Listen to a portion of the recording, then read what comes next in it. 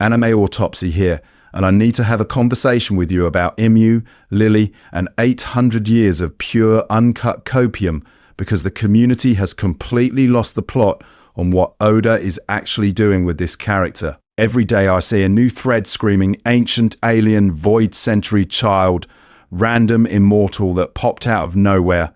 And listen to me, I need you to sit down, I need you to take a breath. Because most of those takes are treating Imu like a free-floating mystery box instead of reading what's on the page. Here's the thing, Imu is not some disconnected eldritch DLC character that Oda patched into the story in chapter 9 and 8. Imu is already tied very specifically to one person we actually know, Queen Nefertari Lili. And I'm not saying Imu erased her, or replaced her, or spiritually inherited her crown. I'm saying Imu killed her, took her body, and has been puppeteering the world from inside the corpse of the queen, who was supposed to keep the throne empty. You can feel the resistance, right? Because this is where the fandom usually sprints in with screenshots. The empty throne panel, a silhouette in the flower room, the letter Lili left for her descendants about the D, and then they just staple on whatever headcanon fits their favourite category of theory without asking the basic writing question, why the Nefertari family? Why is this one bloodline the only founding house that refused to become celestial dragons, and yet Vivi is the one girl Imu literally holds in their hands? This is the problem. We keep treating Imu as an answerless riddle when Oda has already drawn the outline in neon. Empty throne exists to prove that no one rules the world, and then the author immediately shows you someone sitting on it in secret. And Lili is one of the 20 monarchs who should have gone to Marijois, but her family stays behind while a letter 800 years later apologizes for the consequences of her actions and name drops the D. That's not random. That is intentional, planned foreshadowing for a possession story hiding inside a political myth. And I say this with love. I say this as someone who has spent an embarrassing amount of time zooming in on Reverie silhouettes, rereading the Leloucia Rishalva, and cross-referencing SBS crumbs, only to realise that the super mysterious, unknowable Imu theory is actually less supported than the very gross, very specific Imu is wearing Lili theory. This is not a sin. This is normal. We are pattern-seeking monkeys who see Jesus in toast and call it analysis. But if we misread this, we don't just get the trivia wrong. We miss the horror story Oda has been building for 800 years of in-universe time. A stolen body on an empty throne, a bloodline gaslit by history itself, and a world government literally run by a walking, talking corpse. And if that's the setup, we need to talk about what the payoff has to be. So here's what we're doing for the next 2 hours and change, because yes, I am fully aware this video is basically a feature film. 2 hours and 17 minutes to talk about one creepy silhouette and one missing queen. This is not a typo. This is not a dare. This is what it actually takes to walk through 800 years of in-story history and 25+ years of breadcrumb writing without turning into that pattern-seeking monkey who sees Jesus in toast and calls it foreshadowing on Twitter. The core argument is simple. Not easy, but simple. Imu killed Lili and is functionally inhabiting her body. Once you accept that one premise, the Nefertari, betrayal, the empty throne, the D-clan, and Imu's obsession with Vivi in that light all snap into place. The world government is not just ruled by a secret monarch, it is ruled by a stolen corpse on a fake empty chair, propped up by 19 families who know way more than the propaganda says they do. But listen to me. I am not asking you to vibe with that because it feels right. We need to build a framework first. I'm going to separate 3 categories: foreshadowing, retrofitting, and pre-writing. Foreshadowing is the author being intentional in the classical sense. Lili's letter mentioning the D, the apology across 800 years, that is a seed planted for a known payoff. Every single week, retrofitting is when fans backfill meaning into noise. Pre-writing is Oda's favourite trick, deciding the void century, the ancient weapons, the will of D before chapter 1, then unveiling fragments out of order. Here's the thing. If we do not define those categories, any Imu theory can screenshot a panel and go, "See foreshadowing." Imu on the empty throne? Foreshadowing. Imu targeting Lelucia, overshadowing. Imu's weird fixation on Vivi's bounty photo? Definitely foreshadowing. And once everything is foreshadowing, nothing is. The conversation turns into static, and the community loses the ability to tell the difference between planned storytelling and extremely confident fan fiction. So the method is boring in the way court transcripts are boring. This is fine. This is normal. We're going to take every relevant Imu, Lili and Nefertari clue. The reverie flashbacks, the Gorosei kneeling, the empty throne ceremony, the Lili letter, the ancient weapons lore, the Nika sun god stuff, the D-clan hints. Then we run each one through the framework and ask, is this genuine foreshadowing, a retrofit, or a pre-written fragment finally being cashed in? I need you to stick around because the payoff is practical. By the end, you should be able to look at any Imu panel or Lili mention and confidently say, that's foreshadowing, that's retrofit, or that's Oda pre-writing his endgame. And when we're done, Imu killed Lili and where's her body will not just be edgy horror fanon, it will be the cleanest fit across all three categories. Which means the next time Oda cuts back to Marajwa, you're going to see a very different story than the one you thought you were reading. So here's the uncomfortable part. The reason you and I keep drowning in bad Imu theories is not that people are stupid. It's that the word foreshadowing has turned into a participation trophy. Everything that happens to rhyme with a later panel gets slapped with peak foreshadowing and a dozen fire emojis. And suddenly Oda is an omniscient time god instead of a human author doing extremely disciplined, extremely nerdy planning. I need you to hear this. Most of what the community calls foreshadowing is just pattern-seeking monkey brain. You see a crescent moon in a random sky panel from Skypiea. Gear 5 drops 20 years later, and instantly there's a post. Oda foreshadowed Nika in chapter 250. He drew the moon. The moon exists. That's not a hint. That's weather. Now compare that to the empty throne. In the reverie, Oda stops the story dead so the Gorosei can lecture us. This throne is empty. No one rules the world. The 20 swords prove equality. It's ceremonial. It's symbolic. It's hammered into your skull. Then, cut to a secret chamber, and we see a shadowed figure sitting on that exact throne. That is intentional. That is planned. That is foreshadowing of a reveal about world power, not, wow, there happened to be a chair in both panels. Here's the thing, when we move into Imu and Lili, this sloppy habit becomes a real problem. People point at the empty throne, at the Nefertari family refusing to live in Marajwa, at Lili's letter mentioning the D, and they just mash it all together into Oda planned Imu's true identity 25 years ago, 4D chess, galaxy brain. Did he know the Void Century mattered? Did he know there'd be a secret ruler? Probably. Did he already decide Imu is wearing Queen Lili's body in 1997? That's a different question. And if we never ask when decisions were made, we can't tell the difference between a deliberate setup and a retroactive patch job. We need to stop treating every coincidence as a smoking gun, because once everything is foreshadowing, nothing is. So I'm going to be annoying and give us 3 buckets. 1. Foreshadowing, where the payoff is known and the seed is planted on purpose. 2. Retrofitting, where an old detail gets reassigned meaning later. This is not a sin. This is fine. This is normal writing. And 3. Something Oda does constantly that I'm calling pre-writing, where the ending and the big mysteries are decided before chapter 1, and the hints are really just fragments of a pre-built answer. Without that model, Imu killed Lili and stole her body is just another edgy Reddit fanon stapled onto some panels.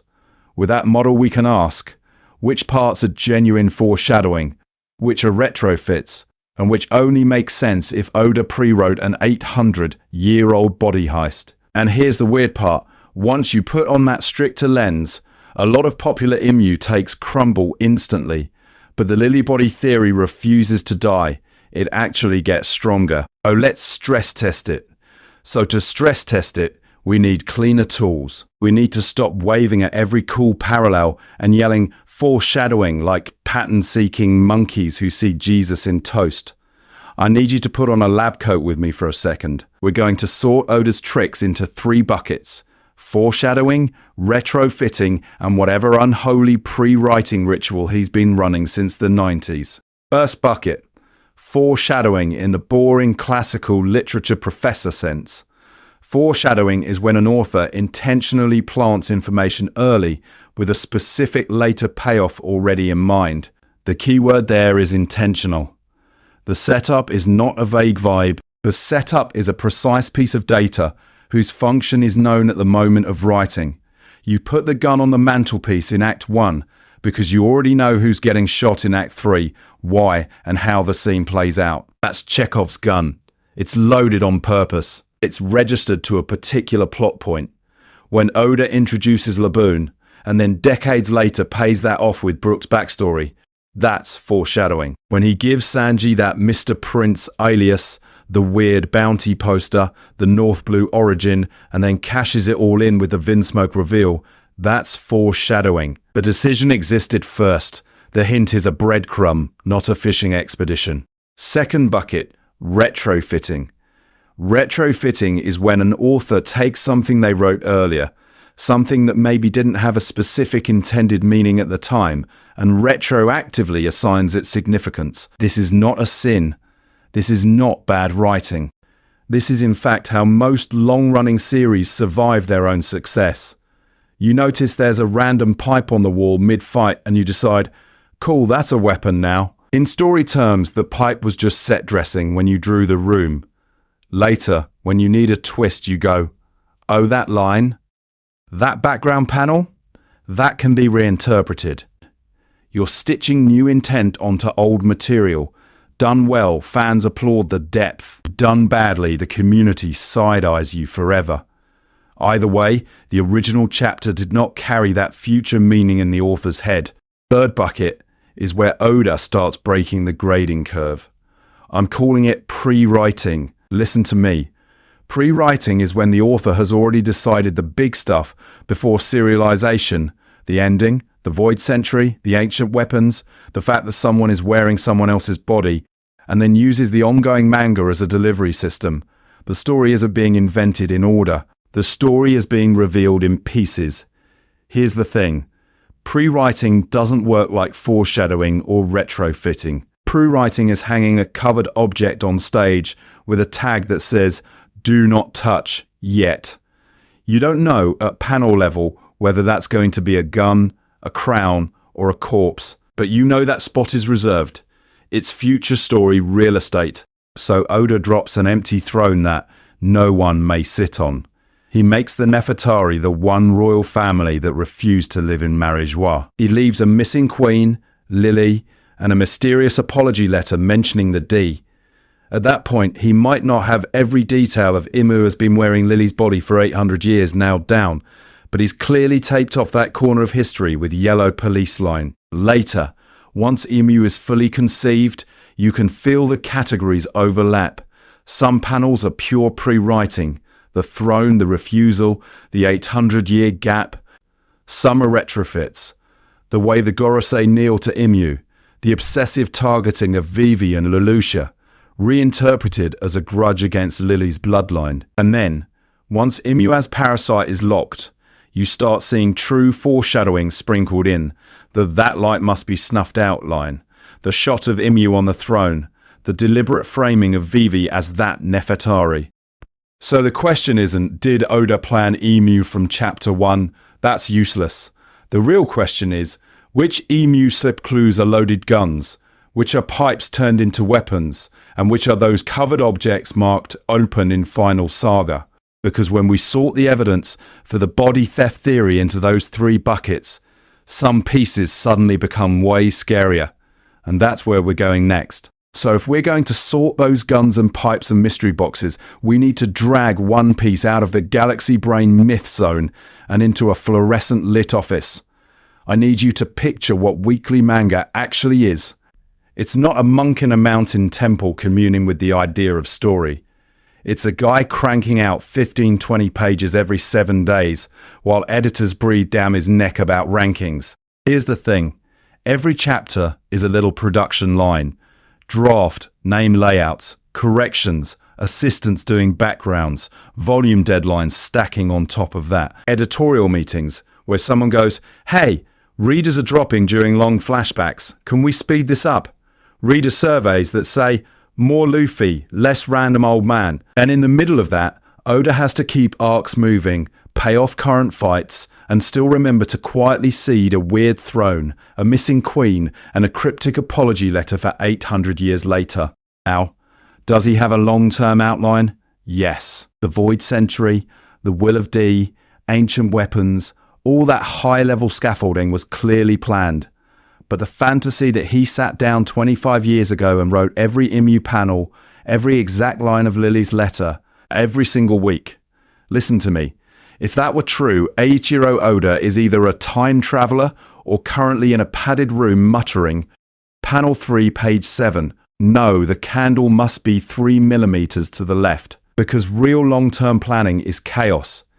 Character popularity spikes, pacing problems, Oda's health issues, the need for breaks, the random SBS question that gives him a fun new angle. All of that constantly shuffles priorities.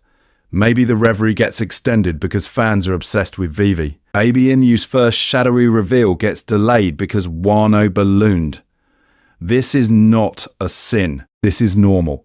This is what writing under industrial conditions looks like. Pattern interrupt. The human brain hates this. You and I want the clean myth of the 4D chess master because it flatters us as detectives. We get to be the pattern-seeking monkey who sees Jesus in toast and calls it foreshadowing. But most long runners are a mix of pre-writing and retrofitting. An author decides early, there will be a secret ruler behind the empty throne. That's the pre-written part. Then, years later, they go, what if that ruler is actually one of the original 20 kings? What if it's the Nefertari queen who never moved to Maraejois? That's where Lili gets stapled onto the existing silhouette. And once that choice is made, you go back mentally and reinterpret old lore. The Nefertari refusal, the weird special focus on Vivi, the tone of Lili's apology about the Ds. Suddenly those become tools to sell the new specific. Imu isn't just a shadow monarch. So the useful question for this theory isn't, was Imu planned from chapter 1? It's at what point did Oda decide Imu is Lili's body, and how did he weave that into the Nefertari material we already had? Because once we narrow that window, the timing of certain reveals, a letter, starts to tell on him. And in the next section, we're going to pin that decision down to a much smaller stretch of chapters than you probably expect. So now we need to stop hand-waving and actually put Imu and Lili on the stand. No more Oda is a genius, he planned this 20 years ago reaction gifs. I need you to understand what would have to be true on the author side for any of this to count as real foreshadowing. Here's the thing. Foreshadowing, in the strict sense I'm using, is not an early panel that happens to match a later reveal. Foreshadowing is when an author intentionally plants information early because the later payoff is already planned in concrete terms. The setup exists because the decision has been made. Not, I might do something with this gun someday. It's, I already wrote the scene where this exact gun kills someone. Now I'm backfilling the setup. So, simple narrative example. Act 1, we meet a side character in his workshop. He's nervously polishing a specific revolver, muttering about how one day that bastard up on the hill is going to pay for what he did. The camera lingers on the gun. The dialogue nails the grudge to a single target. Act 3, cornered in the rain, our protagonist reaches for a weapon, and it's that same revolver, pulled from that same workshop, and it's used on that same bastard up on the hill. That's foreshadowing. The author didn't discover the gun in their own draft later. The author put it there because the confrontation was already locked in. Translate that to One Piece.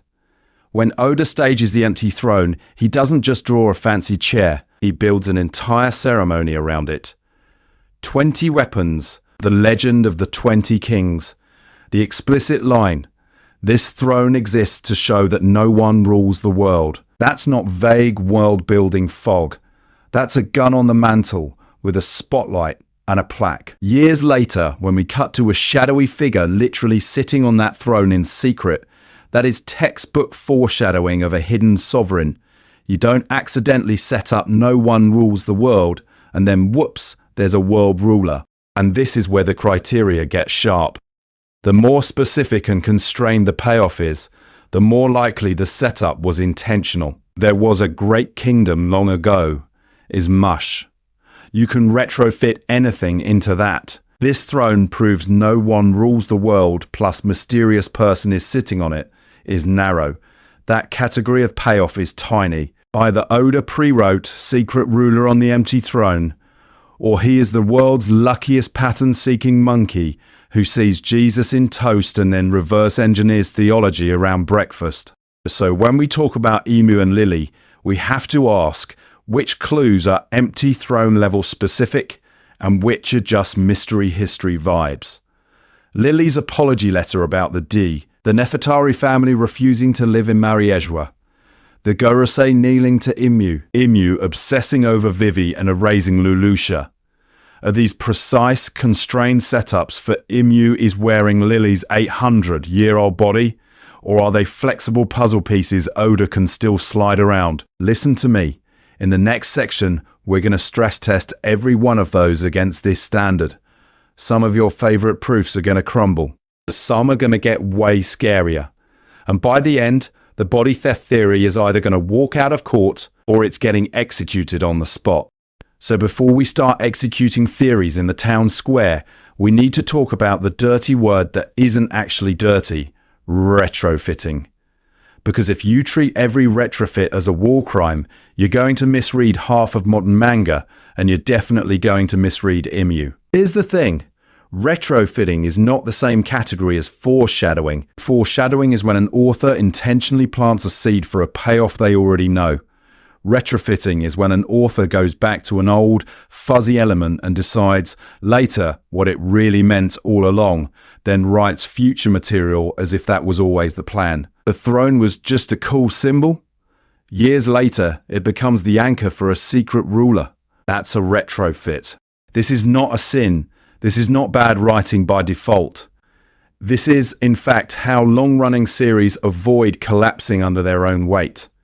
You keep some pieces vague on purpose. You leave room. Then, when you hit chapter 400 and realize, oh, I need a legendary villain with deep roots, you look back through your own story for something you can promote. Done well, it feels intentional. Done badly, it feels like the author is stapling new lore onto old panels with a glue stick. I need you to think about the classic Masked Man example from another series, Toby. The community treated every panel as 4D chess foreshadowing of his true identity. Every gesture, every speech bubble, every toenail. Except interviews make it pretty clear that Toby's identity was not locked in from day one. At various points he was going to be one character, then another, then a fusion of legacies. That's retrofitting. The author looked at an existing mask and said, you know what, you're the perfect container for this twist now. The quality test is simple. A good retrofit feels organic. When the reveal drops, you flip back, and the earlier material supports the new meaning without snapping. The personality lines up, the timeline more or less works, the themes click. A bad retro feels like a clumsy retcon. Suddenly the character knows things they shouldn't, or the story has to quietly ignore 3 previous chapters to keep the illusion going. Your brain does that record scratch thing, and not in a fun way. Now, apply that to Imu. The empty throne, on its own, is a perfect candidate for retrofitting. Early on, it's just a strong symbol. No one rules the world. Years later, Oda can decide, actually, someone does sit there in secret, and boom, you've retrofitted a hidden monarch onto an existing prop. This is fine. This is normal. That move alone doesn't prove 4D pre-writing. But listen to me. Once you decide that Hidden Monarch is wearing Queen Lili's 800-year-old body, you've left the comfy retrofit zone. Tying Imu to Lili's disappearance, to her letter about the D, to the Nefertari family refusing Mariejwa, to Imu's obsession with Vivi and that light, that starts to look less like air will make it work and more like pre-writing plus targeted foreshadowing. In the next section, we're going to separate which parts of Imu/Lili smell retrofit and which parts feel so precisely interlocked that the only realistic explanation is Oda had that corpse on the whiteboard from the start. So before we drag Imu into the interrogation room, I need you to practice on a safer target. Low stakes. No Void Century Wars in the comments. So we're going to Naruto. We're going to Tobi. Quick recap so we're on the same page. Tobi shows up as this goofy masked Akatsuki clown, then gradually shifts into the big bad Madara, and eventually the mask cracks, and boom, he's Obito. Cue the community victory lap. We knew it all along. Kishimoto is playing 4D chess. You've seen the threads, panel collages, circles, arrows, red text. Fans point to the hints. The single eye hole in the mask matching Obito's crushed right side. The way Tobi talks to Kakashi with that weird personal edge. The shared I'll create a world where my friend doesn't have to cry energy. The constant vague references to the previous war. Even the dumb Tobi is a good boy speech pattern getting reframed as a deliberate misdirect. One by one, the community stitches these into this myth of flawless foreshadowing, as if Kishimoto planned Obito from Tobi's first pratfall. Except, here's the thing. When you step out of the hype and look at interviews, the story changes. Kishimoto has openly implied that Tobi's identity wasn't locked in at the start. At various points, Tobi was going to stay Madara, or be an original character, or have a different backstory entirely. In other words, the author hadn't fully decided. The mask wasn't "this is Obito" yet. It was "this gives me options." Under our strict definitions, that matters. Every single week, foreshadowing is intentional setup for a known payoff. Retrofitting is when you go back to an earlier flexible detail and assign it a new specific meaning once the decision is made. So the single eye hole, that's flexible pre-writing. Any one-eyed character could have ended up under there. The vague war talk, that's generic villain seasoning.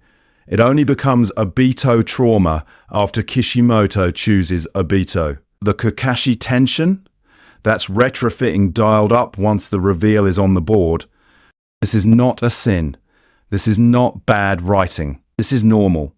This is fine. An author leaving themselves room is not the same category as Oda deciding Laboon waits for Brook before either character appears. The problem is when fans flatten all of this into the same word, foreshadowing, and then use that to argue every series is secretly perfectly planned. And listen to me, because this is where we come home to Imu. One Piece fans are already halfway to Tobi Brain. Every moon symbol, every crown silhouette, every mysterious queen line gets screenshot with "Freshowing Lili is Imu confirmed." If we don't stay disciplined about what's pre-writing, what's retrofit, and what's actual intentional setup, we're going to see Jesus in every piece of One Piece toast. Because when we zoom in on Imu and Lili next, I'm going to show you panels that really do behave like Obito level retrofits, and then a smaller set that absolutely do not behave that way at all. So to keep us from turning into full-time toast prophets, we need a third box. We need a word for the thing Oda is doing that is neither pure foreshadowing nor lazy retrofit. And since no one in the academic storytelling police has named it yet, I'm just going to admit it. Pre-writing is my label. Here's the thing. This is not some formal narratology term, and you are not going to open a university handbook and see Oda Pre-writing Chapter 3. I'm calling it pre-writing because it describes a very specific habit. An author plants names, symbols, and mystery-shaped holes on purpose, with every intention of using them later, but without a fully scripted payoff sitting in a drawer on day one. Pre-writing in practice looks messy and terrifying if you are a control freak. You don't start One Piece with a 5,000 page Void Century Bible. You start with reserved plot slots. You write Void Century, Will of D, Lost Kingdom, Ancient Weapons. Into the text early as fixed pillars, but you leave the exact choreography flexible so the story can grow into them. The intent is intentional, the details are negotiable. Listen to me. Because this is That is not foreshadowing in the strict sense, where the gun on the mantle already has a specific bullet, target, and shooter assigned. That is the author nailing a gun-shaped bracket to the wall and trusting Future Brain to decide whether it becomes a rifle, a laser cannon, or a water pistol that still matters thematically. The slot is planned, the specific answer is pending. Most authors do not do this at scale. Most authors either plan very tightly for a short run or completely wing it and retrofit later. Oda is a weirdo hybrid. He lays down this scaffolding of mysteries that can support multiple future answers. That's why the Will of D can flex from mysterious middle initial to cosmic inherited will without snapping the story in half. This is normal for him. This is fine. Now zoom in on the Nefertari. The family that helped found the world government refused to move to Meriadjua and has this permanent asterisk next to their name, the betrayers among the 20 kings. That entire situation screams pre-writing. The refusal to become celestial dragons, their special status, the way Cobra's questions about the empty throne are treated as nuclear-grade dangerous. Those are hooks waiting for a very specific Emu and Lily-shaped resolution. Baton interrupt. What if the Nefertari betrayal is not that they walked away, but that one of them never did? Once you treat Lily as pre-written mystery queen real estate, the chessboard changes. Of course, Oda would reserve a missing founder, a cryptic apology letter about the D, and a throne that must stay empty. That is a perfect slot. And once that slot exists, Imu killed her and wears her body, stops reading as wild fan fiction, and starts reading as an elegant way of cashing in the chip Oda parked 800 years in universe ago. I need you to hold that thought, because next we're going to walk through the Nefertari panels and the empty throne scenes and ask, do they behave like loose pre-writing scaffolds finally being cashed in, or something even stranger? So let's cash in one of those scaffolds right now, because the empty throne is not subtle. It is the most Chekhov's gun-ass piece of furniture in this entire story, and Oda drags you through a whole safety demo to make sure you clock it. We cut to Meriadjua, the reverie ceremony. All the kings lined up in their Sunday war crimes best. The camera slows down. The narration literally explains the rules to you. This throne is empty to prove that no single person rules the world. The 20 weapons encircling it, each one represents a founding monarch, all power shared, no king above kings. It's a visual contract. It's a blood oath in interior design form. Here's the thing. An author does not spend that many panels, that much narration, and that much pomp on a symbolic object unless it is a setup. This is not a sin. This is not bad writing. This is foreshadowing in the most classical, textbook sense. You are being told, with a giant stone chair and 20 swords, no one sits here, so that when someone does, your brain short circuits. And then Oda pays it off with surgical cruelty. Up to the shadows. Imu's silhouette on that same throne. No fanfare, no narration bubbles screaming gotcha. Just the Gorosei, the supposed top of the hierarchy, kneeling. Heads bowed, bodies tiny against the steps. The symbol of no king has a king. The thing that was supposed to be proof of shared power has been a prop in a centuries-long magic trick. You feel the floor drop out from under the entire world government in one quiet page turn. So we need to ask, what kind of character actually deserves that reveal? It can't just be mysterious immortal rando number 7. That's not a payoff. That's a gacha pull. The throne was created by the original 20 kings as a promise. We will not crown a single ruler. The best payoff is someone whose existence personally betrays that promise. Someone whose body and name are woven into the throne's creation. In other words, the throne twist is demanding a founder. It's demanding a monarch from that original group or directly adjacent to them, who should have guaranteed the emptiness and instead became the exception. That's the category of character that makes the Gorosei kneeling feel earned rather than arbitrary.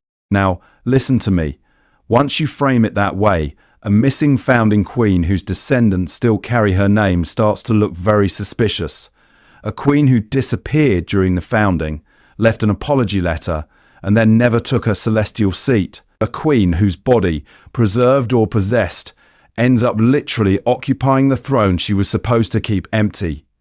That is the darkest, most thematically coherent version of the betrayal Oda staged that room to deliver. And if that's the gun on the mantelpiece, I need you to walk with me through the Nefertari panels and see whose fingerprints are on it. But before we start screaming body snatcher and drawing red strings between panels, we need to do the boring, responsible thing. Actually pin down who Queen Nefertari Lili is in canon, not in theory threads, not in your cousin's TikTok. On the page. Here's the thing. On paper, Lili is one of the 20, one of the original monarchs who defeated the ancient kingdom and stood in that chamber around the empty throne, pledging that no single king would ever rule the world again. He's the representative of Alabasta at the birth of the world government. In the official story, she is not some fringe rebel. She is literally a founding mother of the current order. And then the first anomaly hits. The other 19 families move their entire bloodlines to Mariejwa, become celestial dragons, and start cosplaying as oxygen-hating balloons. The Nefertari line doesn't. Cobra spells it out during Reverie. Lili returned to Alabasta, and her descendants stayed on the surface. The world government frames this as noble, the good royal family that refused god status. The community loves this detail because it feels intentional and morally clean. Except, listen to me, in a story that erases entire islands for breathing wrong, the betraying family that refused the deal still has their name carved into the founding myth. That's our second anomaly. You get this weird category error. Were they heroes who turned down heaven, or traitors who walked out on the pact? The writing keeps using both framings without resolving the difference. Now, the letter. Cobra reveals that Lili left a message to her descendants, passed down through the Nefertari line. In it, she mentions the D, apologizes for the consequences of her actions 1800 years ago, and urges them to carry on a will tied to the D and the light of the world. This is not a sin in storytelling terms. This is Oda putting a neon sign on her as a nexus between the will of D, the void century, and the current conflict. The author is telling you she knowingly triggered a chain reaction that would echo for 8 centuries. But then you run into this giant negative space. We never see Lili's full design clearly. We don't know how she died, or even if she officially died at all. The world government, which has detailed records of the other founders, suddenly turns into that student who forgot their homework when Cobra asks about her. Everything around her in the text is conspicuously vague. For a queen who supposedly betrayed the deal, the history is both too present and not present enough. And here's the problem that should be melting your brain. If Lili truly opposed the world government, if she was aligned with the same D enemies they've been erasing for 800 years, why is her name allowed to exist in the most sacred version of their story? Why is her crest on the wall when O'Hara got vaporized for reading a rock? This is fine if she was loyal. This is normal if she was neutral. It makes no sense if she was a pure rebel, which means something has to give. Either her betrayal isn't what we think it is, or her relationship to Imu and that throne is so intimate that erasing her would expose more than it hides. And once you accept that, you have to ask a much uglier question. What if the only reason her name survives is because her body never left? So we go back to the one piece of Lili that the story actually lets us touch. That letter Cobra reads during the Reverie. On paper it's simple. A queen who never came home. A message to her descendants. A mention of the D. An apology for the consequences of her actions. But listen to me. The way that scene is staged is doing far more work than Sorry for the Family drama, kids. Every single week, Cobra is literally on his death walk. He corners the Gorosei, name drops Lili, and starts reciting her words. The instant he brings up the D, the temperature in the room drops. Imu appears. The elders flinch. This is not how you react to a great aunt who forgot to RSVP to Mariejwa. This is how you react to a classified weapon system being booted up in front of a civilian.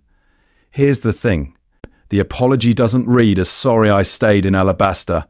It reads as someone who pulled a lever they knew would keep moving for 800 years. The phrasing in context is, "I apologize for the trouble and consequences my decision will bring you." That's not a missed relocation. That's a queen who knows she has just altered the operating system of the world and that her descendants will still be dealing with the patch notes. And if we treat Oda as an intentional author, which we kind of have to, or this entire theory video collapses into pattern-seeking monkey sees Jesus in toast, then the placement of that D is not cute trivia. She ties her apology and her decision directly to the emergence of this mysterious initial. She is not saying, "Our family secretly had a D all along." She is, functionally, christening a will. We need to talk about the D as a design choice. What if the D isn't just a bloodline, but a distributed counterweight? One central body on the empty throne, stolen and preserved, versus a scattered network of people who carry a shared name, a shared smile, a shared tendency to ruin world government plans on accident. That's not random. That's architecture. That's pre-writing in universe, Lili hard-coding an anti-Imu contingency into history. Consider the timing. She's writing during or immediately after the Void Century conflict. She has seen ancient weapons. She has watched 20 kingdoms forge a government, then watched 19 go upstairs to become gods. She knows the stakes. She also knows, apparently, that her own name, her own body, are assets that can be repurposed. You don't apologize across 8 centuries unless you're aware your failure can be immortal. Pattern interrupt. What if the apology isn't "I abandoned Mirage Way, but I failed to keep myself out of their hands"? I need you to sit with that. Because if Imu is wearing Lili's preserved body, then the D becomes the part of her that escaped, the will that got out. The shard of the queen that refused to sit on that throne and instead hid in the teeth of future troublemakers. And if that's true, then every time a D laughs in the face of a god, it isn't random rebellion.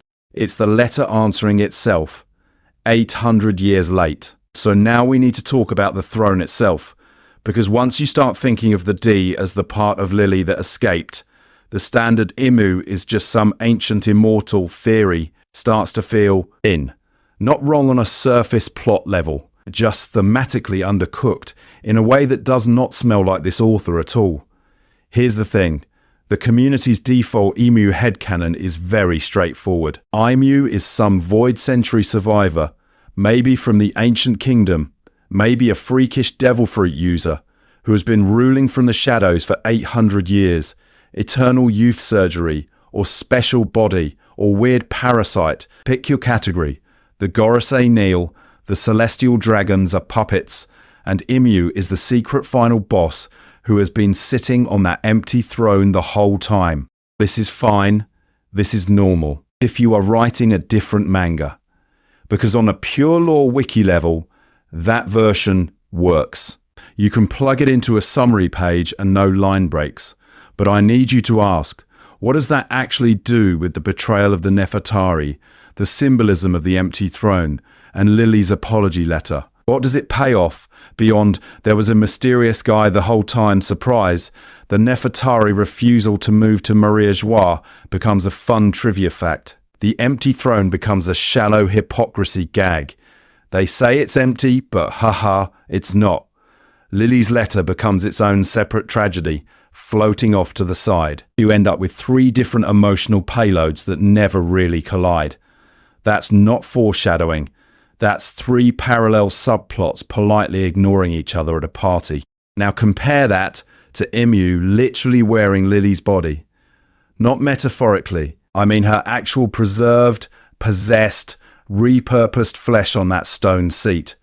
Suddenly the Nefertari betrayal is not just "we stayed in alabaster." It's "our queen was taken," and the family staged a symbolic refusal because the real founder was already imprisoned in the sky. The empty throne is no longer a generic lie about power. It's a specifically cursed monument, the seat that must remain empty because its rightful owner is being puppeted on it in secret. Lili's letter stops being a vague oopsie about some ancient decision and becomes an intentional contingency plan. The D she mentions is the shard of her will. she managed to eject. The descendants she writes to? Vivi, the light Imu fixates on. A Shirahoshi, another promised queen. All of Imu's weird obsessions snap into the same horror image. An immortal parasite frantically stomping out every echo of the woman whose body they stole. And from a pure writing standpoint, listen to me, this is where Oda's habits matter. He loves reveals that collapse multiple mysteries at once. A, B, and C solved his bounty weirdness, his Mr. Prince persona, and his North Blue origin in one shot. Gear 5 reframed rubber, Nika the drums of liberation, and the world government's fear as one planned decision. Why would Imu be some totally separate ancient entity and Lili be a totally separate tragedy when you confuse them and cash out everything together? So I need you to hold both models in your head. Ancient rando on the throne versus stolen founder body on the throne. Which one actually uses the empty throne? The Nefertari plotline, the letter, the D, and Imu's targeting patterns. And which one leaves half of those as dangling side mysteries we'll have to patch later with extra exposition. So when you stack those two models, here's where it stops being a cute theory and starts being a problem for the ancient rando camp.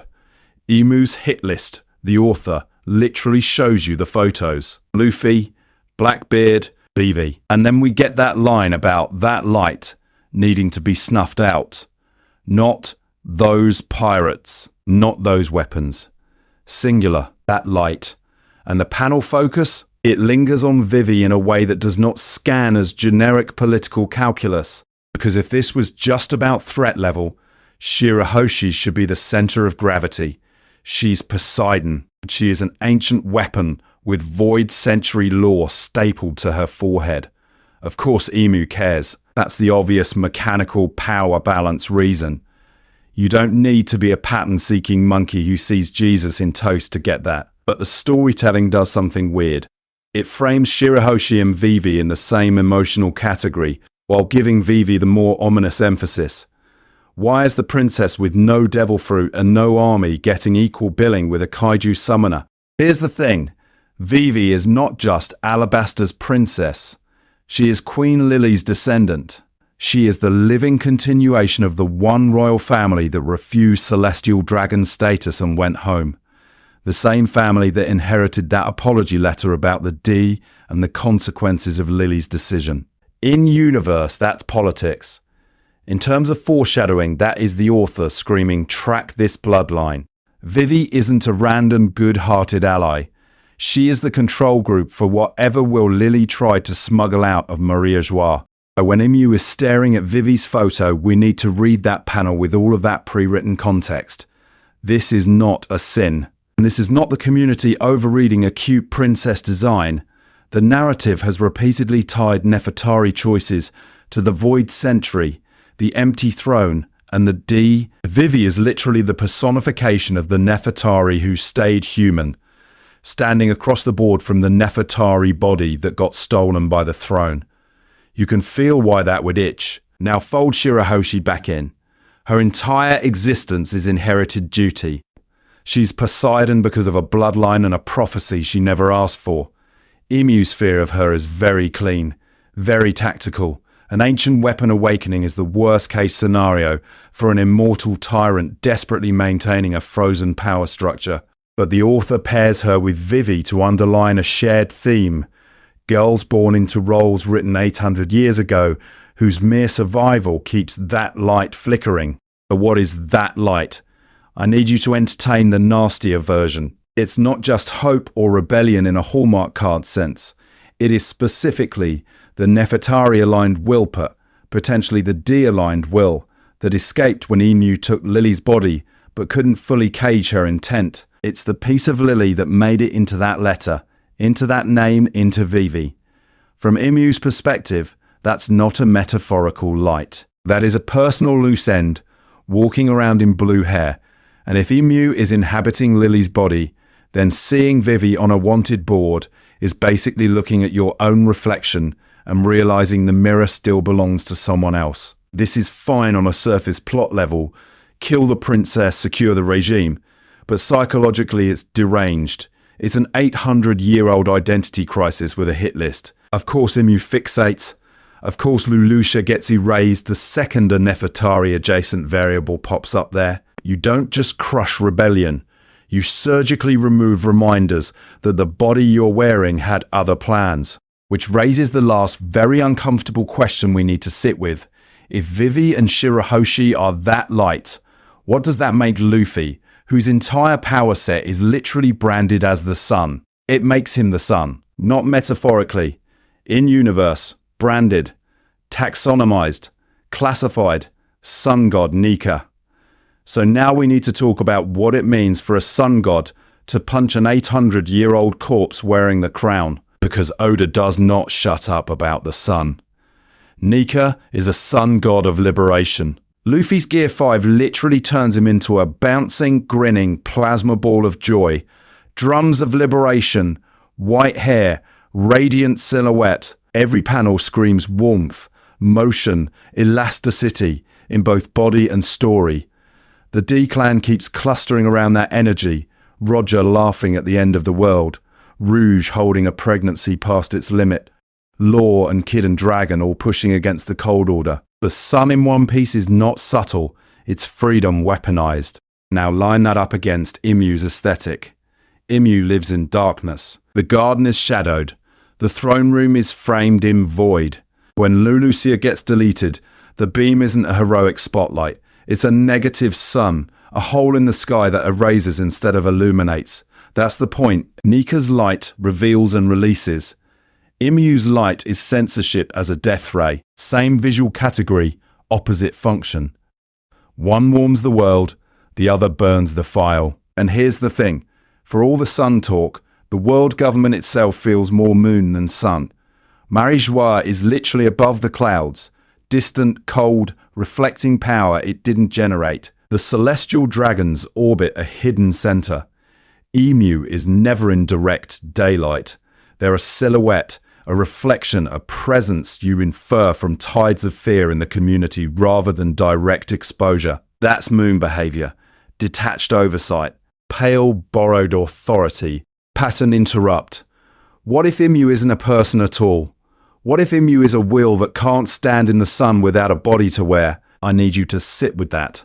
Because once you treat Imu as an anti-Nika force, a metaphysical opposite, suddenly the Lili problem stops being a mystery box and starts being a very intentional bit of horror writing. If Nika is the sun god who incarnates in rubber boys to break chains, Imu is the void that needs a vessel to keep chains from rusting.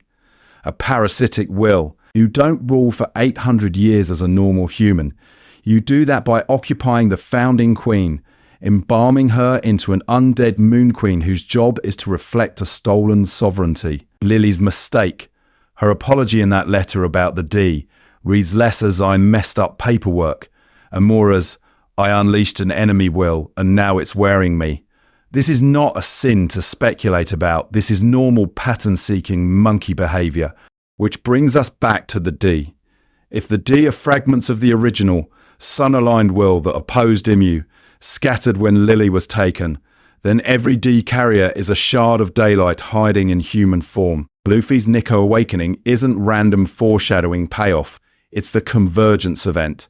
The moment all those scattered photons reassemble into a star aimed directly at the stolen body on the throne. And if that's true, then the real endgame isn't just beat Imu, it's can the sun free the Moon Queen without burning her to ash? We need to talk about what that rescue would actually cost. And here's where the rescue mission runs headfirst into a really annoying problem. Lili's not actually gone, not socially, not textually. A name is sitting there in plain view, in Alabaster's records, waving at you while the rest of the Void Century is getting Thanos snapped out of the library. Think about the pattern, the ancient kingdom. No name. It's that kingdom, that enemy, an empty variable in the equation. The D clan turned into a whispered consonant, a taboo so strong that an old giant literally apologizes for saying it out loud. O'Hara, annihilated, books vaporized, survivors hunted because they got too close to saying the quiet part with actual nouns. The world government's whole storytelling strategy is remove proper nouns, remove problems. So if Lili was really a straight-up rebel against that system, why is her full name and apology letter sitting in Cobra's law folder? Why does the author let you see her signature when we still don't know the Ancient Kingdom's logo, much less its title? That's the contradiction. That's the glitch in the censorship matrix I need you to stare at for a second. Because under the world government's usual rules, Lili should be a prime erasure target. Founder who maybe betrayed the pact, touched the ancient weapons, wrote about the D, that's 3 strikes, go to Buster Call jail, do not pass go. Yet instead of being scrubbed, she's preserved in this oddly respectful, almost sanitized way. Benevolent queen, made a mistake, left a heartfelt letter. Tragic, sure. Dangerous, apparently not. Here's the thing, that smells intentional. Not odor foreshadowing intentional, but in-universe propaganda intentional. The compromise theory is that Lili's name is allowed to exist because it's been repurposed into a safe, controllable narrative category. To the public-facing world, she's either the dutiful founder who chose to stay on the surface, or the clumsy monarch whose actions unintentionally birthed the age of pirates. This is fine. This is normal. You're allowed to remember her as long as you remember the version that protects whoever's actually on the throne. Now bolt that to the body ownership angle.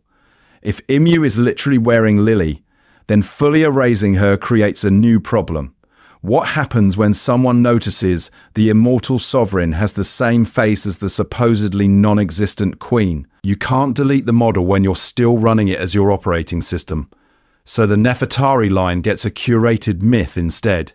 A founder you can mention at dinner without inviting too many questions. On the surface then, we get this duality. Lili, the commemorated ancestor in alabaster, carefully boxed in, carefully mourned. In the shadows, Lili, the ongoing asset, the vessel on the empty throne that's empty in the same way my brain is empty when I'm staring at 400 theory tabs. The name survives as a mask. The will behind it is what's been surgically removed. And once you see that split, you have to ask, if the story lets her name live but strangles her intent, what else has been preserved in that same half-alive state? So let's test that half-alive idea on the one good royal family the story keeps dangling in front of you. Because on paper, their deal is simple. They're the one founding house that betrayed the other 19 by refusing to move to Maria. They went back to Alabaster, they stayed with their people, and history pats them on the head for being the moral celestial dragons. Except, here's the thing. Who's writing that history? Who gets to brand that decision as a betrayal instead of, say, the only sane move in the room? The world government, the celestial dragons. The people whose entire PR strategy is if you're not standing next to us, you're a problem. Calling it betrayal is not neutral. Calling it betrayal is foreshadowing the propaganda machine. I need you to zoom in on the framing. The official story is 19 families ascend to godhood. One family turns tail and scurries home. Cowardly. Ungrateful. Out of line. But if the author has already planned that Imu exists, that the empty throne is a lie, and that Lili is missing, then that same event can sit in a completely different category. The betrayal becomes the moment someone looked at the new system and said, absolutely not. I am not feeding my queen's corpse into your immortal puppet project. Because listen to me, what if the refusal wasn't about taxes and status? It was about a body. We know Lili was one of the 20. We know she never took residence in Marie-Joie. We know she left a letter apologizing to her descendants and mentioning the D as if she helped set off a time bomb she couldn't defuse. Now add Imu, sitting on the empty throne, treated by the Gorosei as a primordial authority. You don't need to be a pattern-seeking monkey who sees Jesus in toast to connect those panels. Oh, here's the alternative. There wasn't one clean refusal. There was a split. Some Nefertari stayed in the Holy Land. Some returned to Alabaster. Lili's will, her allies, her contingency plan, those retreat, carrying the D and the ancient weapons apology letter. Lili's body, her legal identity, her sovereign rights, Those never leave Mireille. They're absorbed into Imu, into the empty monarch that rules from the shadows. In that version, the so-called betrayal is actually damage control. It's the losing side of a palace coup trying to evacuate the queen's intent, while the winning side walks away with the queen's flesh. This is not a sin in storytelling terms. This is Oda weaponizing the gap between what the community is told and what actually happened. And once you read it that way, the horror spikes. The Nefertari aren't the one family that nobly refused power. They're the one family that had their monarch stolen, had their bloodline split, and then got branded traitors for not smiling about it. The betrayal label stops being a fun trivia fact and turns into a cover story, plastered over an internal civil war where a queen lost her body to the system she helped build. Which then raises a much nastier question. If Alabaster inherited her will and Mireille kept her body, what exactly did Imu inherit from Lili that still needs to be erased 800 years later? So if Imu inherited the body, we should see the crime scene in the art. And I need you to actually look at the panels, not the wiki crops your brain has smoothed over for 5 years. Start with what we have of Lili. In Cobra's flashback, she's rendered almost entirely in high contrast silhouette. Long, narrow torso, modest shoulders, that tall tapering crown with the central spike and 2 smaller prongs. The robe hangs straight down, very little flare at the hips, almost columnar. In the old stone depictions of the 20 founders, her figure is again one of the slimmest, with that same crown profile and a posture that's very upright, chin slightly forward, not arched back in a Kaido Eye in the world stance. Now jump to Imu. The empty throne introduction gives us a hunched, cloaked figure climbing the steps, then sitting. We see the same crown silhouette. One long central point, 2 shorter on the sides, the negative space between them forming a very specific triangular rhythm. The body under the cloak, not broad. The shoulders are narrow relative to the throne's backrest. The way the cloak drapes is vertical and close to the body, not billowing out in a massive cape. In the flower room, when Imu approaches the butterfly in Vivi's photo, the outline is again tall but slim. Here's the thing. Oda is weirdly disciplined about silhouettes. Dragon's first appearance in Logetown, the coat shape, the hair mass, the jawline all match his later full reveal. Early Shanks is the silhouette with missing arm, long coat and hair outline that never changes. Kaido's shadow over Dressrosa is a horned, massive barrel that perfectly matches his eventual dragon-human design. He does not throw random blobs on the page and hope future Oda can retrofit them into a person. So when you have Lili's crown and posture, and then you have Imu's crown and posture, and they rhyme this hard, that's not a coincidence category anymore. That's an intentional design choice from an author who has been planning this endgame since before you were arguing about power scaling on forums. If Oda wanted to kill the Lili equals Imu body theory instantly, all he had to do was give Imu a totally different outline. Broader shoulders, a squat frame, a wildly distinct crown. He doesn't. He keeps the geometry, pattern interrupt.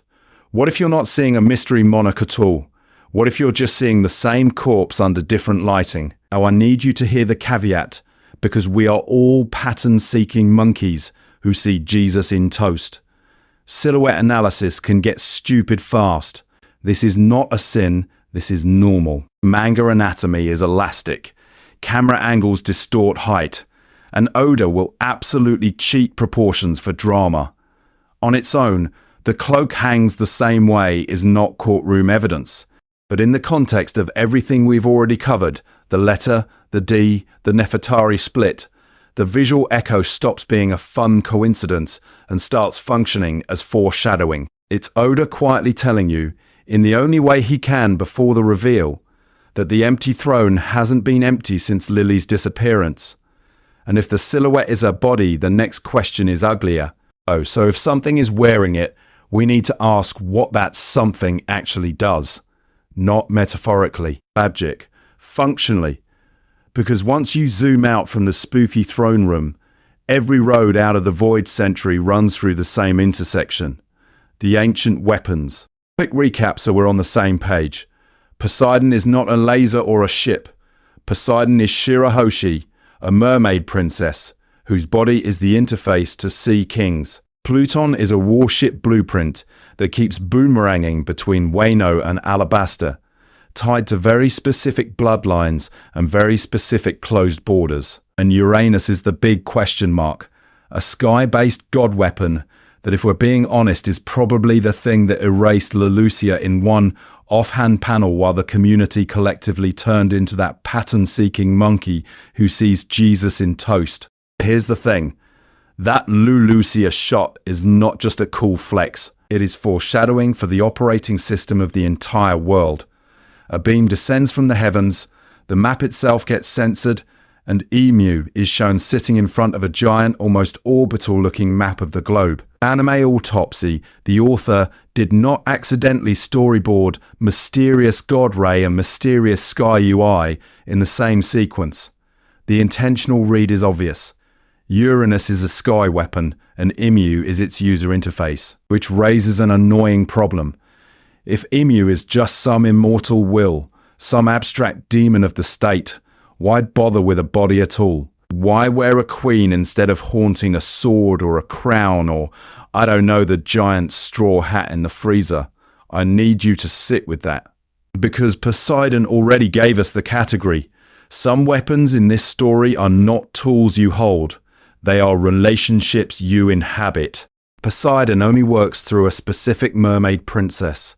That's not aesthetics, that's hardware. The weapon is the bond between a bloodline and a force of nature. So the difference with Uranus is probably not this one is just a machine. The more consistent, planned version is that Uranus also needs a body type, a lineage, a biological key that can survive being plugged into the sky. And now Lili stops being a sad historical footnote and starts looking like a missing dongle. Found in Queen, Nefertari lineage, the one family that refuses to live in Marajois while still being treated as semi-holy. This is not a sin in the writing. This is Oda quietly flagging that someone already paid the celestial dragon price. If Lili's body is the natural interface for Uranus, then possessing that body means permanent admin access to the god weapon that can erase islands and kingdoms, and oh right, inconvenient letters about the D. Suddenly, the Void Century War is not a vibes-based clash of ideals. It's a custody battle. Who gets to own the queen-shaped key that turns on the sky gun? Who gets to enforce their version of order with orbital strikes and historical censorship?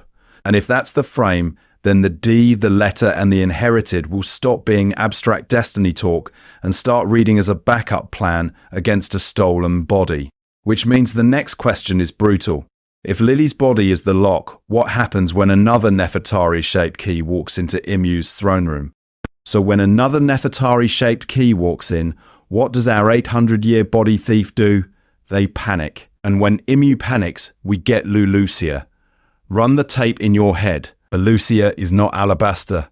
It's not Dressrosa. It's a random speck on the world map that most fans barely clocked before Reverie. And yet we cut to Pangaea Castle. Imu steps up to that giant map, takes a pen, and just casually circles Lelucia. No council, no debate. One motion, one mark, and then a god-tier orbital delete button erases the entire island from existence. Not defeated, not occupied, gone. As in, the narrator literally says it never existed. Here's the thing. The official story is rebellion. Lucia had revolutionaries, a king on the run, people bad-mouthing the world government. This is the cover story the text hands you. But we need to compare categories here. Rebellious kingdom is a category, and we already have examples in that category. Alabaster tried to expose the government. Dressrosa was a warlord-run nightmare. Both were existential PR problems, and both got handled surgically. Buster calls, CP agents, political spin, but the landmass remains on the map. So why does Lelucia get the Death Star treatment? Why is this small, narratively minor island the one that gets erased from history instead of just corrected? That's the problem. your pattern-seeking monkey brain should be chewing on instead of just seeing Jesus in the cool cloud laser. I need you to consider that the rebellion is camouflage. Foreshadowing in one piece is almost always doing double duty. On the surface, it sells you one category, random kingdom in chaos, while underneath it's pointing at something intentional.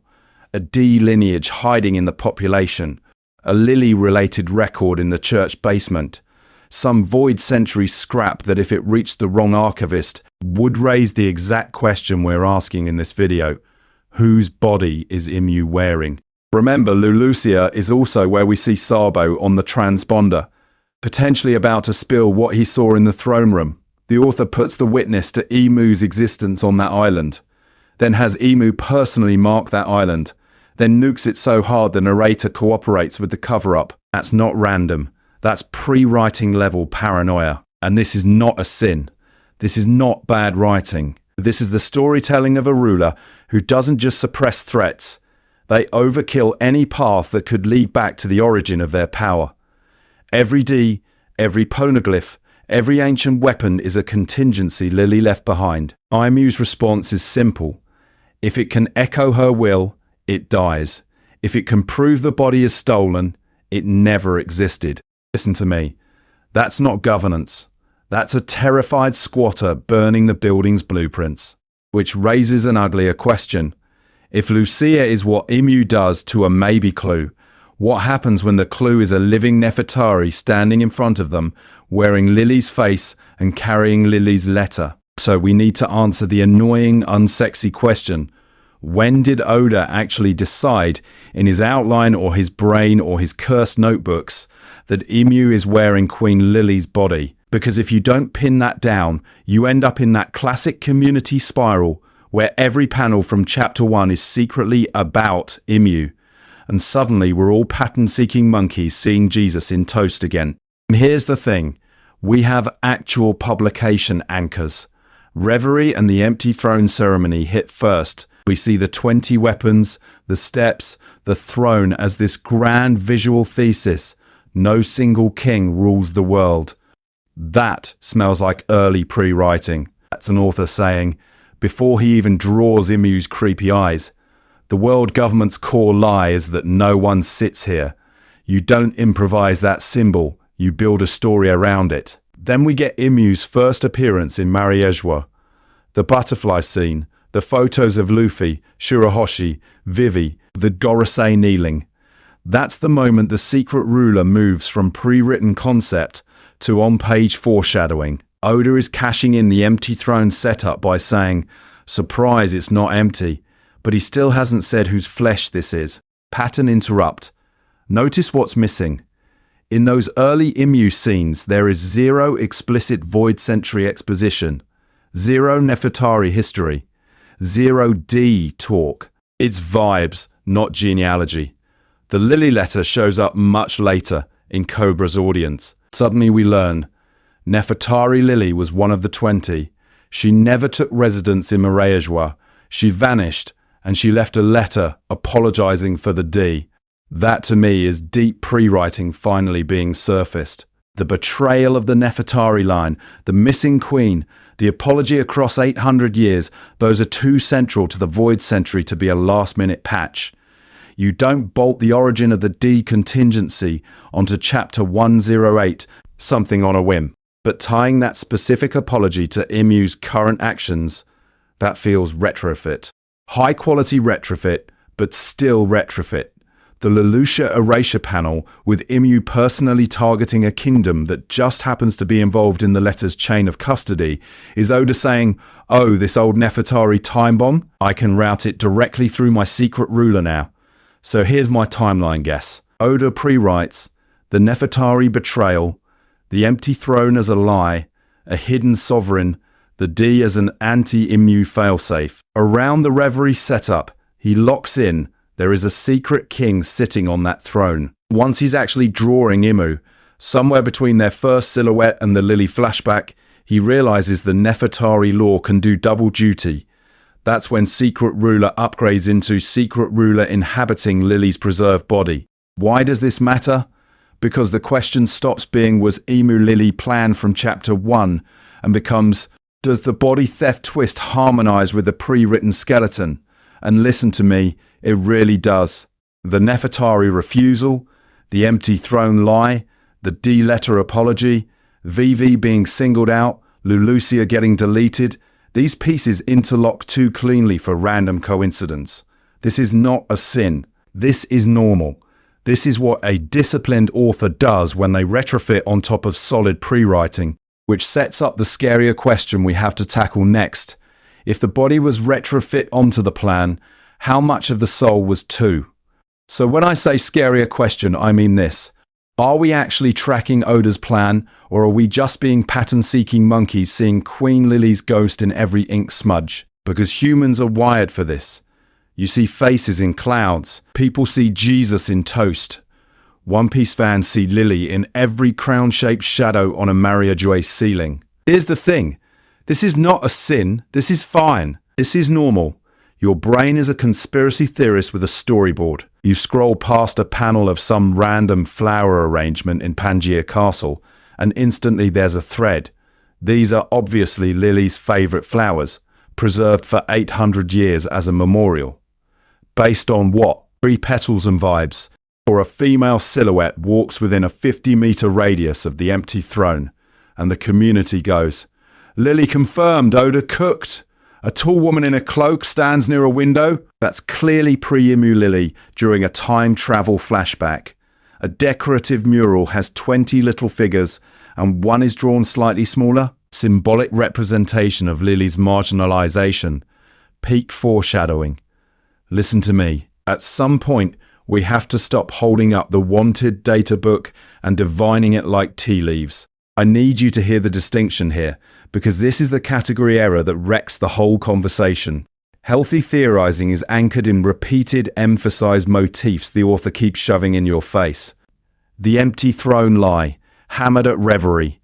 The Nefertari betrayal being singled out of the 20 families. The D-letter apology in Lili's message. Imu personally fixating on Vivi and erasing Leloucha in a way that screams, Nefertari problem. Those are structural beams. They're intentional. They're planned. Pareidolia is when we abandon those beams and start treating one-off background art as courtroom evidence. A random crescent moon in the sky? Moon Queen Lili. A panel composition that accidentally frames Imu's eyes in a heart shape? Proof they loved her once. A cover spread where Vivi is holding a bouquet? Oda is mirroring the funeral of Lili in chapter -37. No, that's not foreshadowing. That's you and me free associating on top of a weekly deadline. And over-crediting that stuff actually hurts your appreciation of the real craft. If every stray line, every flower vase, every assistant-drawn background extra is 25-year master plan foreshadowing, then nothing stands out. You flatten the difference between Oda sweating over the wording of Lili's letter for a decade and Oda just thinking, you turn a disciplined pre-written endgame into a Rorschach test. So we need to set a rule for ourselves going forward. I'm not saying don't theorize. I'm saying only build the Imu killed Lili and wore her body case out of bricks Oda actually handed us. The throne, the letter, the D, the Nefertari outlier status, Imu's obsession with that light named Vivi. Those recur. Those are loud. The cloud that vaguely looks like a crown? Throw it out. Because once you clear the pareidolia noise, and only keep the hard signals, the remaining pattern about Lili's body and Imu's immortality gets a lot more terrifying. And that's where we're going next. So here's the thing. Once you accept that the Lili died and Imu sat on the throne story is probably propaganda, you have to deal with the other ticking time bomb Oda keeps shoving in our faces, the D. We know the basics the community keeps repeating. The D are scattered across nations and social classes. They pop up in Goa trash heaps and marine headquarters and on pirate king ships. They have this weird consistent habit of smiling in the face of death, which is either hardcore bravery or the behavioural tell of someone whose soul has already made peace with something bigger. And multiple characters, from Corazon to the Gorosei, keep calling them enemies of the gods. Not annoying rebels, not troublesome pirates. Enemies of the gods. Now go back to Lili's letter. She clearly knows the term D, and she ties it directly to the light of the world. And she apologizes. That apology is doing a lot of foreshadowing work. She isn't going, sorry I missed dinner, descendants. She's going, I unleash something and you're living in the fallout. If you still think that's a random word choice, I need you to sit with how intentional Oda is when he introduces a new capital letter mystery term in a flashback to the Void Century. So here's the model. What if the D aren't just a bloodline? What if they are a contingency, a distributed countermeasure that Lili either created, empowered, or at least set in motion when Imu took her body? The world government centralizes power in one immortal vessel on one supposedly empty throne. Lili's response is to decentralize her will into 1,000 mortal vessels scattered across the map. One stolen body versus a network of inheritors. One throne versus a swarm. This is not a sin in storytelling terms. This is actually a very clean, very planned category of setup. The author decides, if my villain cheats death by hijacking the heroine's body, the only fair answer is that her will refuses to stay put. So the D become the part of Lili that slipped the noose. Every D smiling at death is a tiny act of defiance from the woman whose body won't die. And suddenly, Imu's fear makes sense. If Imu is wearing Lili, then every D is a bug in the operating system. They're the fragment of code that didn't get overwritten. You erase O'Hara, you erase Lulusia, you hunt down Nefertari Vivi, because the worst case scenario is that this scattered will converges. In other words, Luffy. Listen to me, that's why the final conflict can't just be Nika punch bad guy.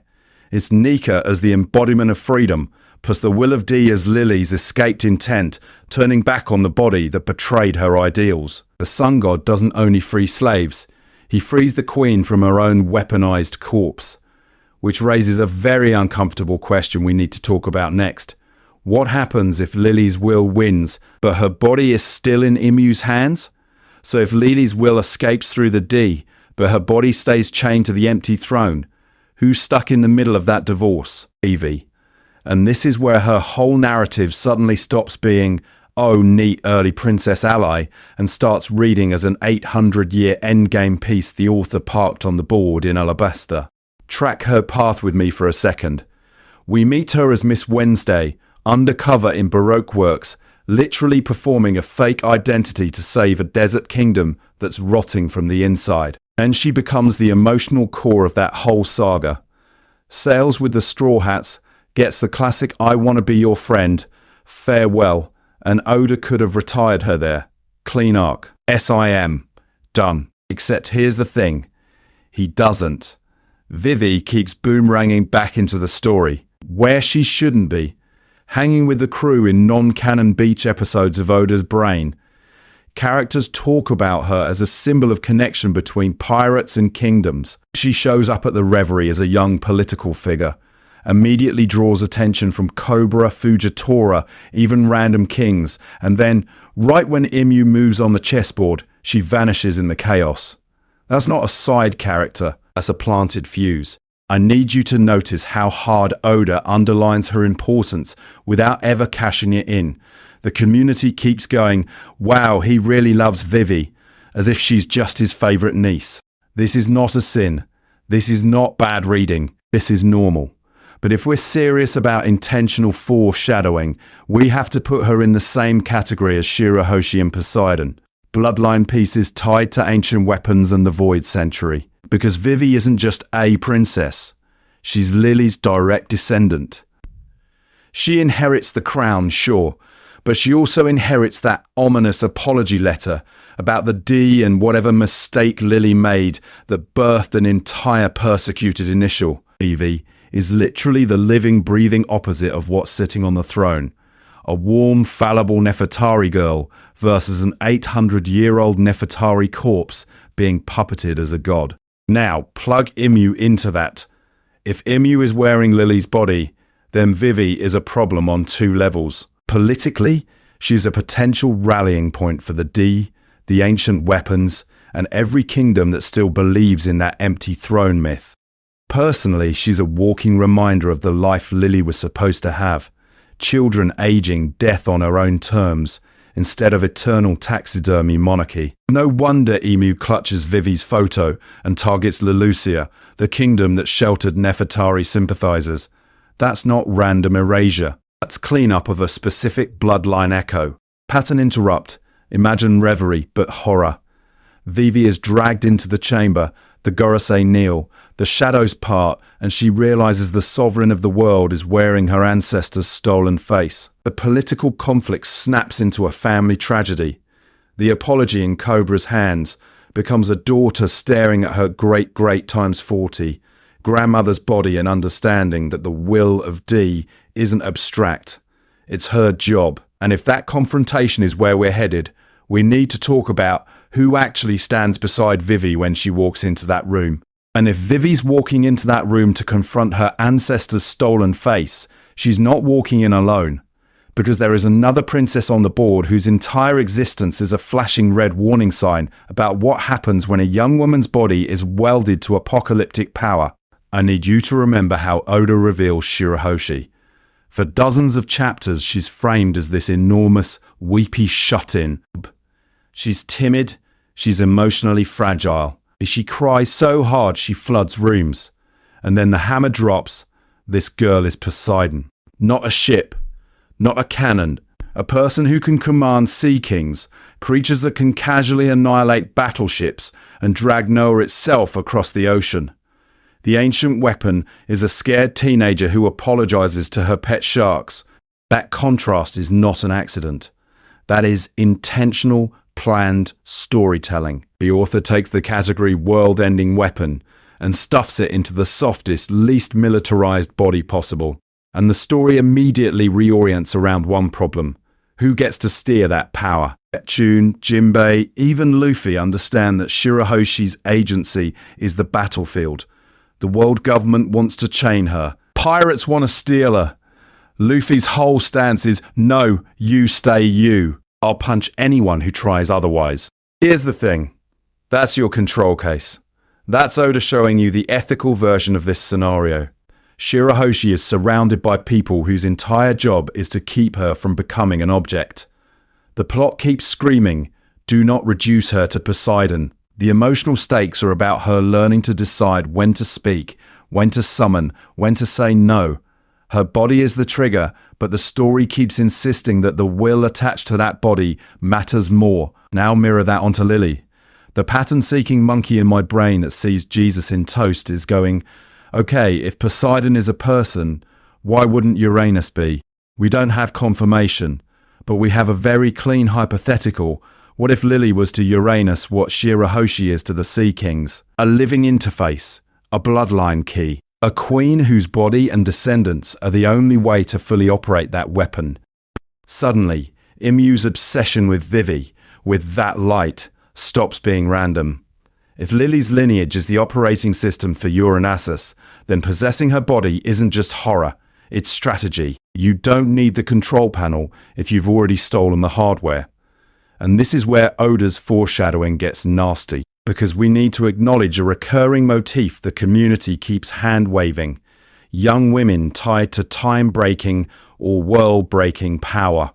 Shirahoshi as Poseidon. Toki literally stepping outside history with the time fruit. Potentially an Uranus-chosen queen, whose apology letter is the only thing she managed to sneak past her captor. This is not a sin.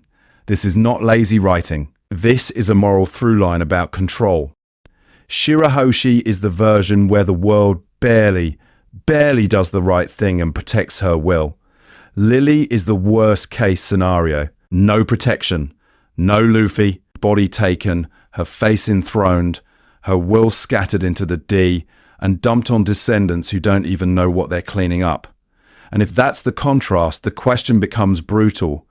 When Vivi and Shirahoshi finally stand in front of Imu, and the answer to that brutal question is hiding in the most uncomfortable panels in Reverie.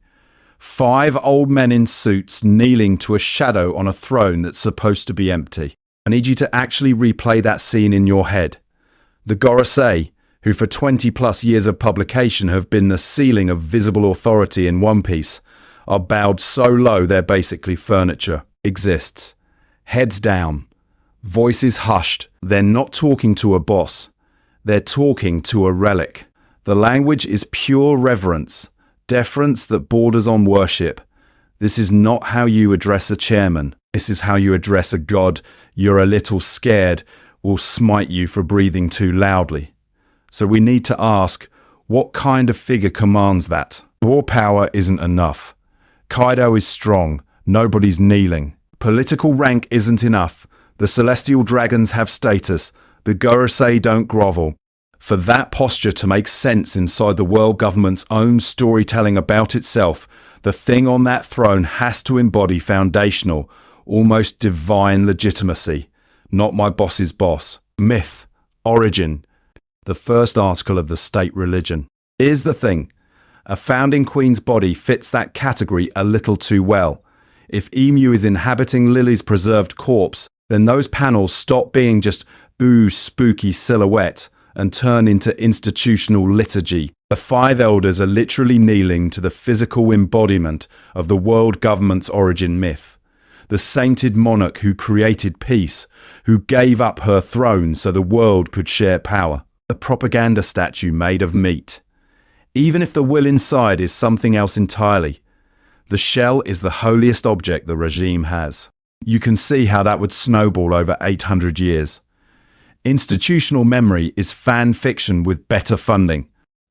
Stories get polished, inconvenient details get filed off. The community of rulers starts treating the founding figure as a half-remembered god. At some point, it stops mattering that this is a stolen body. And the author of the system is reimagined as a benevolent mother of the world, and the thing wearing her becomes the rightful god king simply by sitting in her skin. This is not a sin in their heads. This is normal. This is fine, which is where it gets properly tragic. Because if our theory is right, those five wise men, the most informed humans in the regime, are prostrating themselves before a desecrated corpse. They are mistaking stolen flesh for rightful sovereignty. The entire hierarchy of the world government, all the foreshadowing about the empty throne meaning no one rules the world, collapses into a single visual. Five elders kneeling to the proof that their founding miracle was a murder scene. And if that's what's really in that room, then the next problem writes itself. What happens when someone who carries Lili's will walks in and refuses to kneel? I walk out of that throne room in your head for a second and follow me down the hallway, because Oda immediately cuts to Imu's flower room for a reason. You go from stone, swords and political theatre to this secluded greenhouse cathedral filled with soft light, rare plants and butterflies drifting around a single silhouette. It's the farthest thing from a council chamber. It's a chapel. It's a terrarium for a god. Here's the thing. Oda is not drawing a random pretty garden. He keeps returning to this space, to Imu framed by petals and wings, because he's telling you what this character actually cares about when no one is watching. Not the reverie. Not the Gorosei. This room. This curated ecosystem. The community keeps treating it as, oh cool, aesthetic villain lair. And I need you to stop doing that. This is a wake. This is a funeral that never ended. Flowers are preserved beauty. You cut them, you arrange them, you freeze a moment right before decay and pretend it can last. Butterflies are transformation souls, reincarnation 101. Put those together around an immortal sovereign, and you get a very specific category of image. A shrine to something that should have passed on, being intentionally held in place. Imu isn't gardening. Imu is taxidermying time. Now put Lili back into that frame. One of the 20 founders, the only one whose family never moved to Mariejois, leaves a guilt-drenched letter about the D and then vanishes from history. 800 years later, the person who secretly rules the world spends their alone time in a room dedicated to suspended life and captured transformation. You're a pattern-seeking monkey who sees Jesus in toast. I'm handing you a fresco. Listen to me. This room reads as Imu's private memorial for the body they stole. If Imu is wearing Lili, this is where they curate her image. The butterflies orbiting Imu? That's the souls Lili freed with the poneglyphs trapped in the orbit of the queen who never got a grave. The flowers? A rotating gallery of offerings to a corpse that never got to decompose. The garden is a mausoleum with chlorophyll, and if the body is still physically viable after 8 centuries, something has to be doing that work. So speculate with me for a second. What if this room isn't just mood lighting, but the environmental shell for whatever technology or devil fruit power is preserving Lili?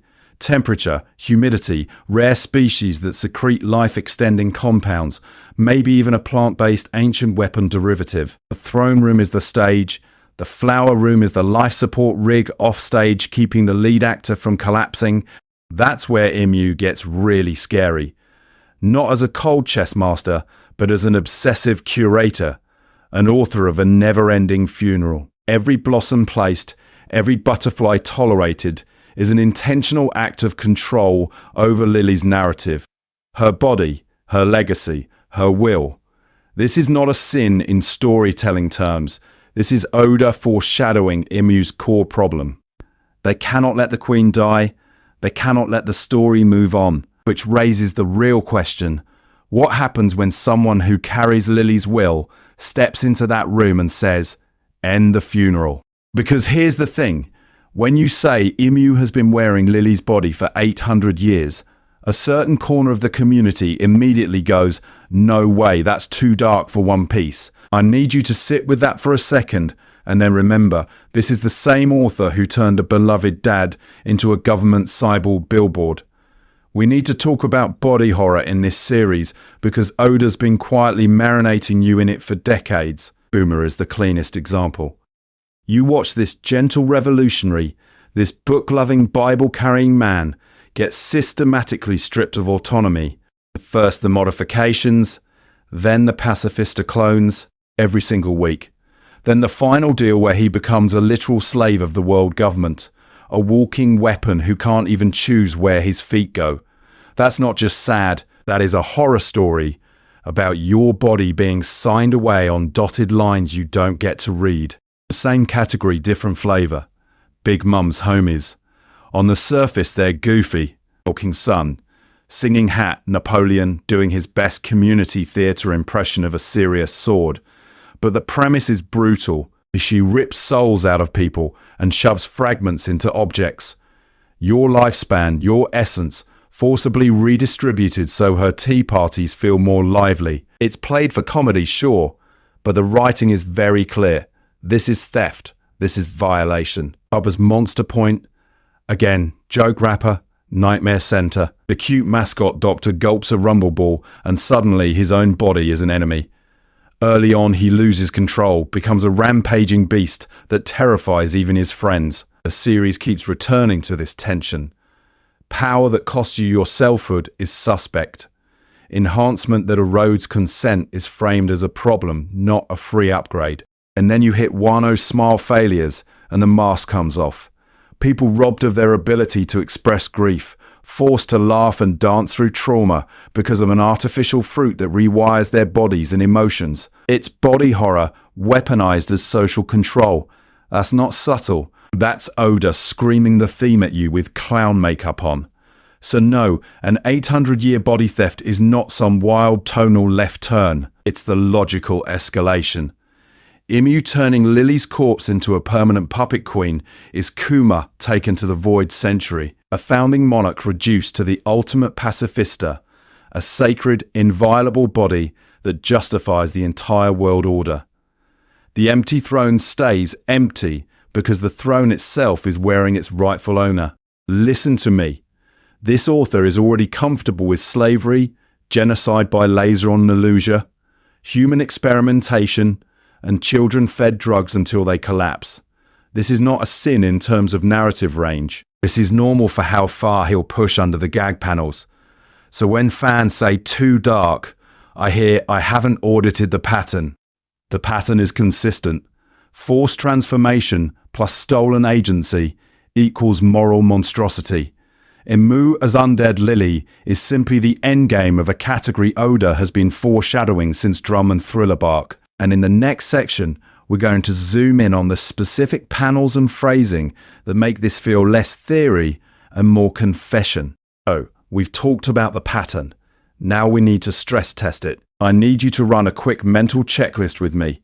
The empty throne ceremony, the Nefertari betrayal, Lili's letter, Imu on the throne, Imu's little murder collage of target photos, Lulusia getting Thanos snapped, and all those D references. Where does each of these actually sit on our spectrum of foreshadowing, retrofitting, and pre-writing? Here's the thing. The empty throne is foreshadowing in the classical textbook sense. The ceremony is introduced with this obsessive, almost over-explained symbolism. 20 weapons, 20 kings, no single ruler, the throne must remain empty. That is not casual world building. That is the author putting a giant gun on the mantelpiece and taping a neon sign to it. When Imu is later shown physically sitting on that throne, that is not a retrofit stapled on for shock. That's the payoff to an intentionally planned setup about a world with no king that secretly has the worst king imaginable. Now contrast that with the Nefertari betrayal. For hundreds of chapters, all we know is one of the 20 founding families didn't move to Maria Joie. They betrayed the other 19 by staying in Alabaster. Betrayed how? And for what motive? The story very carefully does not say. That vagueness is doing work. This is pre-writing. Oda has penciled in Nefertari line equals outlier, special, potential traitors to the system. But the exact shape of that betrayal is still a flexible hook. It can be used for multiple future twists. Void Century guilt, ancient weapon custody, Imu's origin, before he finally nails it down with Lili's letter and Imu's obsession with Vivi. Lili's letter and the D apology sit in the middle. I'm convinced the Mystery Queen's regret is pre-written. A monarch from 800 years ago, tied to the D, apologizing for an action that created the current world order. That core decision feels too structurally central to be improv. But the precise phrasing, the way the apology dovetails with Imu's unseen choice, the timing of when we learn her name, that smells of retrofit.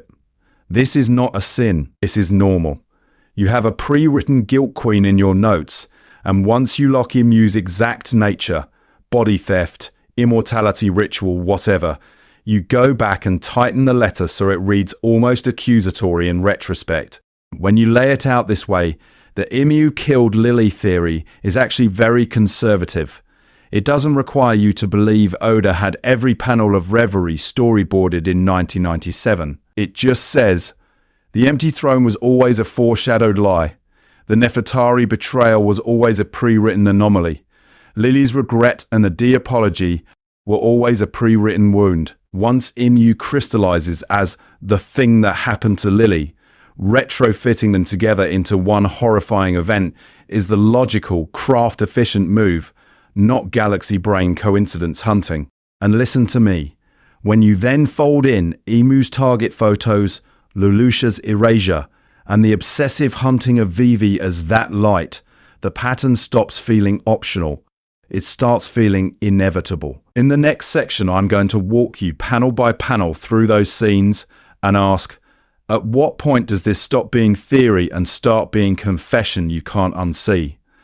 So here's where we need to be fair. If I'm going to run the Imu is wearing Lili theory through this pre-writing framework, I have to do the same stress test for the competing headcanon the community loves. Imu is just some random ancient immortal from the Void Century. No body theft. No Lili. Just a very old landlord squatting on history. On paper, that model sounds clean. Mysterious ancient survives, pulls the strings, boom, done. But listen to me. When you actually run the checklist, it starts dropping pieces on the floor. First item, the empty throne. Under random ancient Imu, this still works. Any secret ruler can pay off the throne is empty, except it isn't. The foreshadowing here is broad. The author only needed, someone is lying about this symbol. So both theories clear that bar. This is fine. This is normal. If your theory only explains the empty throne, you haven't done anything yet. Second item, The Nefertari betrayal and Lili's absence from Marie-Joie. Under random ancient, what are we actually saying? That one of the 20 founders just dips. Her family stays on the surface, and 800 years later, that's trivia. A lore flavor packet. Betrayal becomes a historical Easter egg instead of a load-bearing beam in Imu's identity.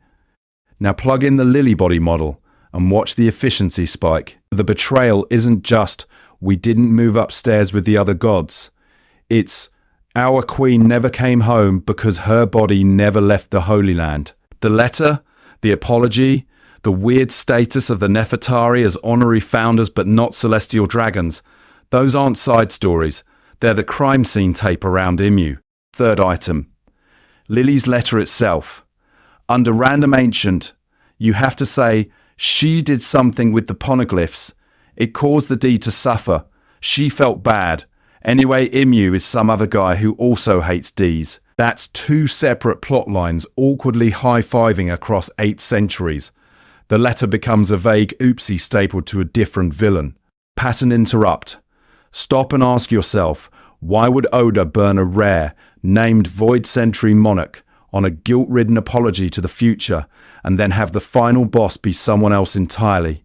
That's not efficient pre-writing. That's my level of planning when I start a video essay and end up ranting about power scaling for 20 minutes. Fourth item. The D, random ancient theory usually goes, they're just enemies of the gods, natural opposites to the celestial dragons. This is not a sin. This is not bad writing. It's just generic. It doesn't tie the D to Lili's specific actions, or to the body Imu is using, or to why Vivi, of all people, gets flagged as that light. It's broad mythology, not a targeted payoff. So when you zoom out, the problem is efficiency. Random ancient Imu cashes in the empty throne and secret ruler exists. That's it. Lili's letter, the Nefertari betrayal, the D, Vivi's danger, they all sit in neighbouring folders, not one integrated document. And for an author this intentional, whose big twists usually collapse 10 dangling threads in one move, that asymmetry should bother you. In the next section, I need you to watch what happens when we treat Oda's endgame reveal as a cleanup operation. How many separate mysteries can a single answer vacuum up before we admit it was planned that way from the start? So when I say this Lili Imu thing can be a cleanup operation, I don't just mean for lore, I mean for feelings. For the part of One Piece that makes you ugly cry at 3 AM while telling yourself, this is fine, this is normal as your sleep schedule dies. Because here's the thing, Oda's best arcs are never big first. They're personal first, political second. Eni's lobby is about a government death island and the right to exist, sure, but what you remember is Robin whispering that she wants to live. Marineford is a global war, but it lives or dies on Ace calling Whitebeard his father. Wano is a centuries-long liberation struggle, and the scene burned into your brain is Toko laughing at her dad's execution. The pattern is obvious. The macro only hits when it's stapled to a specific person's tragedy. Now apply that to the Void Century. A faceless, immortal tyrant secretly ruling the world, that's conceptually huge. Great for a wiki entry, terrible for your tear ducts. It sits in the cool lore category, the same mental shelf where you put ancient weapons diagrams and power level charts you swear you don't care about. But a stolen queen whose body has been worn for 800 years while her descendants keep apologizing for her mistake? That's not abstract, that's a crime scene. I need you to picture the reveal chained to moments we already have. Cobra's death. Vivi on the floor, reaching out for a father who just got erased for knowing too much about a woman his family still writes letters to. Then, chapters or arcs later, the truth, Lili never vanished from Mariejo. Her will escaped as the D, but her body stayed, enthroned, desecrated. Suddenly that empty throne panel isn't symbolic hypocrisy. It's a corpse joke that's been running for 8 centuries. In that version, Vivi's grief doesn't just sit beside the Void Century, it plugs into it. The Kingdom Imu obliterates with that Leloucia test shot. That's not random. That's rehearsal for erasing the last traces of the woman whose body they stole. When Imu fixates on Vivi's photo, it reads as obsession with a bloodline that keeps slipping their control, not generic villain menace. The community stops talking about the world government in capital letters and starts talking about one violated person whose family never stopped paying the bill. And then you bring in the Straw Hats. Luffy doesn't punch the system. In a vague way, he punches the thing that desecrated a friend's ancestor and tried to vaporize another. As usual, my friend is crying so I will commit war crimes motivation suddenly lines up perfectly with the D's historical mission to finish what Lili started. The sun god Nika, the inherited will, the people who smile at the moment of death, they're the long echo of one woman's resistance being stolen and repurposed. This is where author intent matters. We need to stop pretending Oda's endgame twist is going to be optimized for Reddit infographics. This is not a sin, but he does not write for your theory bingo card. He writes for the panel where a character breaks. Given a choice between mysterious shadow tyrant and your friend's family has been puppeted and punished for 800 years, which version do you honestly think makes his characters cry harder? And once you accept that, you can start grading potential Imu explanations on a different curve. Not just, does this solve the puzzle, but does this hurt enough to be intentional? So once you start grading Imu theories on how much does this hurt, we need to talk about the tool set. Because no matter how cool mysterious immortal tyrant sounds, you and I both know Oda has already handed us a whole category of nightmare mechanisms for exactly this sort of thing. Soul transfer devil fruit, parasitic entity from the void century, ancient kingdom tech, a cursed Hito Hito no Mi model that turns you into a concept instead of a creature. Pick your poison. The problem isn't, could Oda do this? The problem is narrowing down which flavor of psychological warfare he's going to stamp onto Lili's corpse. Here's the thing, the exact mechanism is actually secondary. The core of the theory is not, it was Fruit X in the throne room with the scalpel. The core is that the body we're looking at on that empty throne is Nefertari Lili's, and the will inside it is not. The storytelling horror comes from that disconnect. The author can skin it as a fruit, a parasite, or a machine, and the emotional payload is identical. But I need you to notice how aggressively the manga has been priming us for body and soul manipulation. Big Mom is literally carving off her lifespan, stuffing souls into homies, and weaponizing sentient furniture. Brooks Yomi Yomi no Mi drags his soul back from the afterlife and lets it re-enter a body that's already rotted into a Halloween decoration. Law's Opopo no Mi can both rearrange organs and grant eternal youth with a ritual that sounds suspiciously prepared for an 800-year political problem. None of this is subtle. The community goes, could there be a refined soul swap fruit that lets a will hot bodies forever? My answer is, this is normal. This is fine. This is exactly the kind of escalation you'd expect from an author who's been slowly turning the dial from funny skeleton to government erases islands with a sky laser. You want a void century parasite? Bull. Now imagine something born from the ancient kingdom's war with the 20, a thing that can only live by wearing human hosts. You want tech?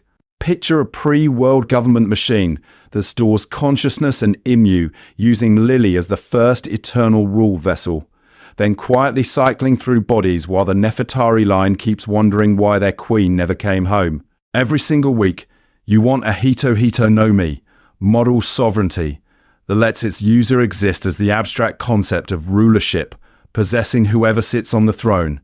Congratulations, you've just reinvented monarchy as a horror manga. And listen to me, regardless of which mechanism you stamp on the box, the result is the same. Lili's body has been held hostage for 800 years. Vivi's ancestor never actually left Marie-Joie. She's been paraded in front of that empty throne the whole time, just with someone else driving. That's the foreshadowing target. The tool is just flavor. The real question the one Oda's been quietly daring you to ask from the moment we saw that letter isn't how did Imu do it? It's what happens when the hostage finally wakes up? But now we go back to the reverie. We go back to Cobra walking into that room, cane in hand, joints screaming, and thinking he's just going to nag some bureaucrats about a history textbook. And instead, the wall opens. The Gorosei kneel, and something that should not exist sits on the empty throne. You remember that first panel of Imu's silhouette? I need you to reread it as a jump scare for Cobra, not for you. Here's the thing. His whole audience is framed as a polite Q&A. He asks about Nefertari Lili, one of the 20 monarchs, why she never became a celestial dragon, why her name basically got scrubbed from the archives. On paper, this is a doddering king doing genealogy, but watch the dialogue beats. He keeps circling the letter. He keeps hammering truth. He's not just curious, he's checking receipts on a planned cover-up. And then Imu arrives. The author cuts the sound. We get no face, no clear body, just that looming presence behind him, and the Gorosei using a god's name pronoun. This is not a sin in storytelling. This is intentional silence, because if you plug in the Lili body theory, that's the exact moment where Cobra's brain starts running system diagnostics and failing. Think about the dawning horror. This old historian king, who spent a lifetime reading dusty records about a queen who vanished, is suddenly in a room with a being that the highest authorities in the world treat as older than them. The posture is wrong. The aura is wrong. But the outline, every single week, the crown, maybe even a profile in the reflection of the floor, that's his ancestor, that's the woman from the murals, that's the body that was supposed to be in a tomb in alabaster. You turn that realization on, and his death scene changes category. It stops being world government cleans up a nosy monarch and becomes possessor executes the last royal who guessed the possession. The problem isn't just that Cobra asked about the D. The problem is that he looked at Imu and, for 1 second, saw Lili under the mask. Now reread his message to Sabo. Those final words about the D, about Vivi, about passing on the will of alabaster. With this lens, he's not just dumping lore. He is trying to send a warning. Our queen's body was stolen. Our lineage hijacked. Our apology letter weaponized. Protect Vivi stops being generic dad talk and becomes they are obsessed with our blood because they're wearing it. Pattern interrupt. Notice what Oda does not show. We don't get the full content of Lili's letter. We don't hear every word Imu says. We cut away from Cobra at the exact instant his eyes go wide. The community keeps treating that as pacing. I'm telling you it's pre-writing. The author already knows the face under the shadow, so he's staging the reveal on a delay. And the more you stack this theory on the scene, the more it hums. Emotionally, structurally, thematically. This is normal when you've hit the intended foreshadowing target. If anything, it makes Cobra's quiet little reverie subplot feel overbuilt for a simple assassination, which means we need to ask, who's the next Nefertari to walk into that room and see the ghost in their own skin? So if Cobra was the test case, Vivi is the final exam. And listen to me, Oda is absolutely the kind of author who will grade us on whether we were paying attention. If the Lili body theory is in the intentional foreshadowing category, and not just me being a pattern-seeking monkey who sees Jesus in every silhouette, then there are very specific payoffs we should expect, not vague vibes. Concrete on-panel receipts.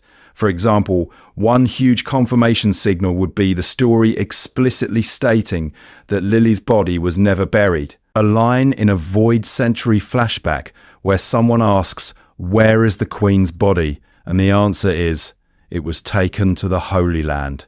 That is not subtle. That's the author walking on stage with a neon sign. Second confirmation. A preservation chamber in Mariéjois.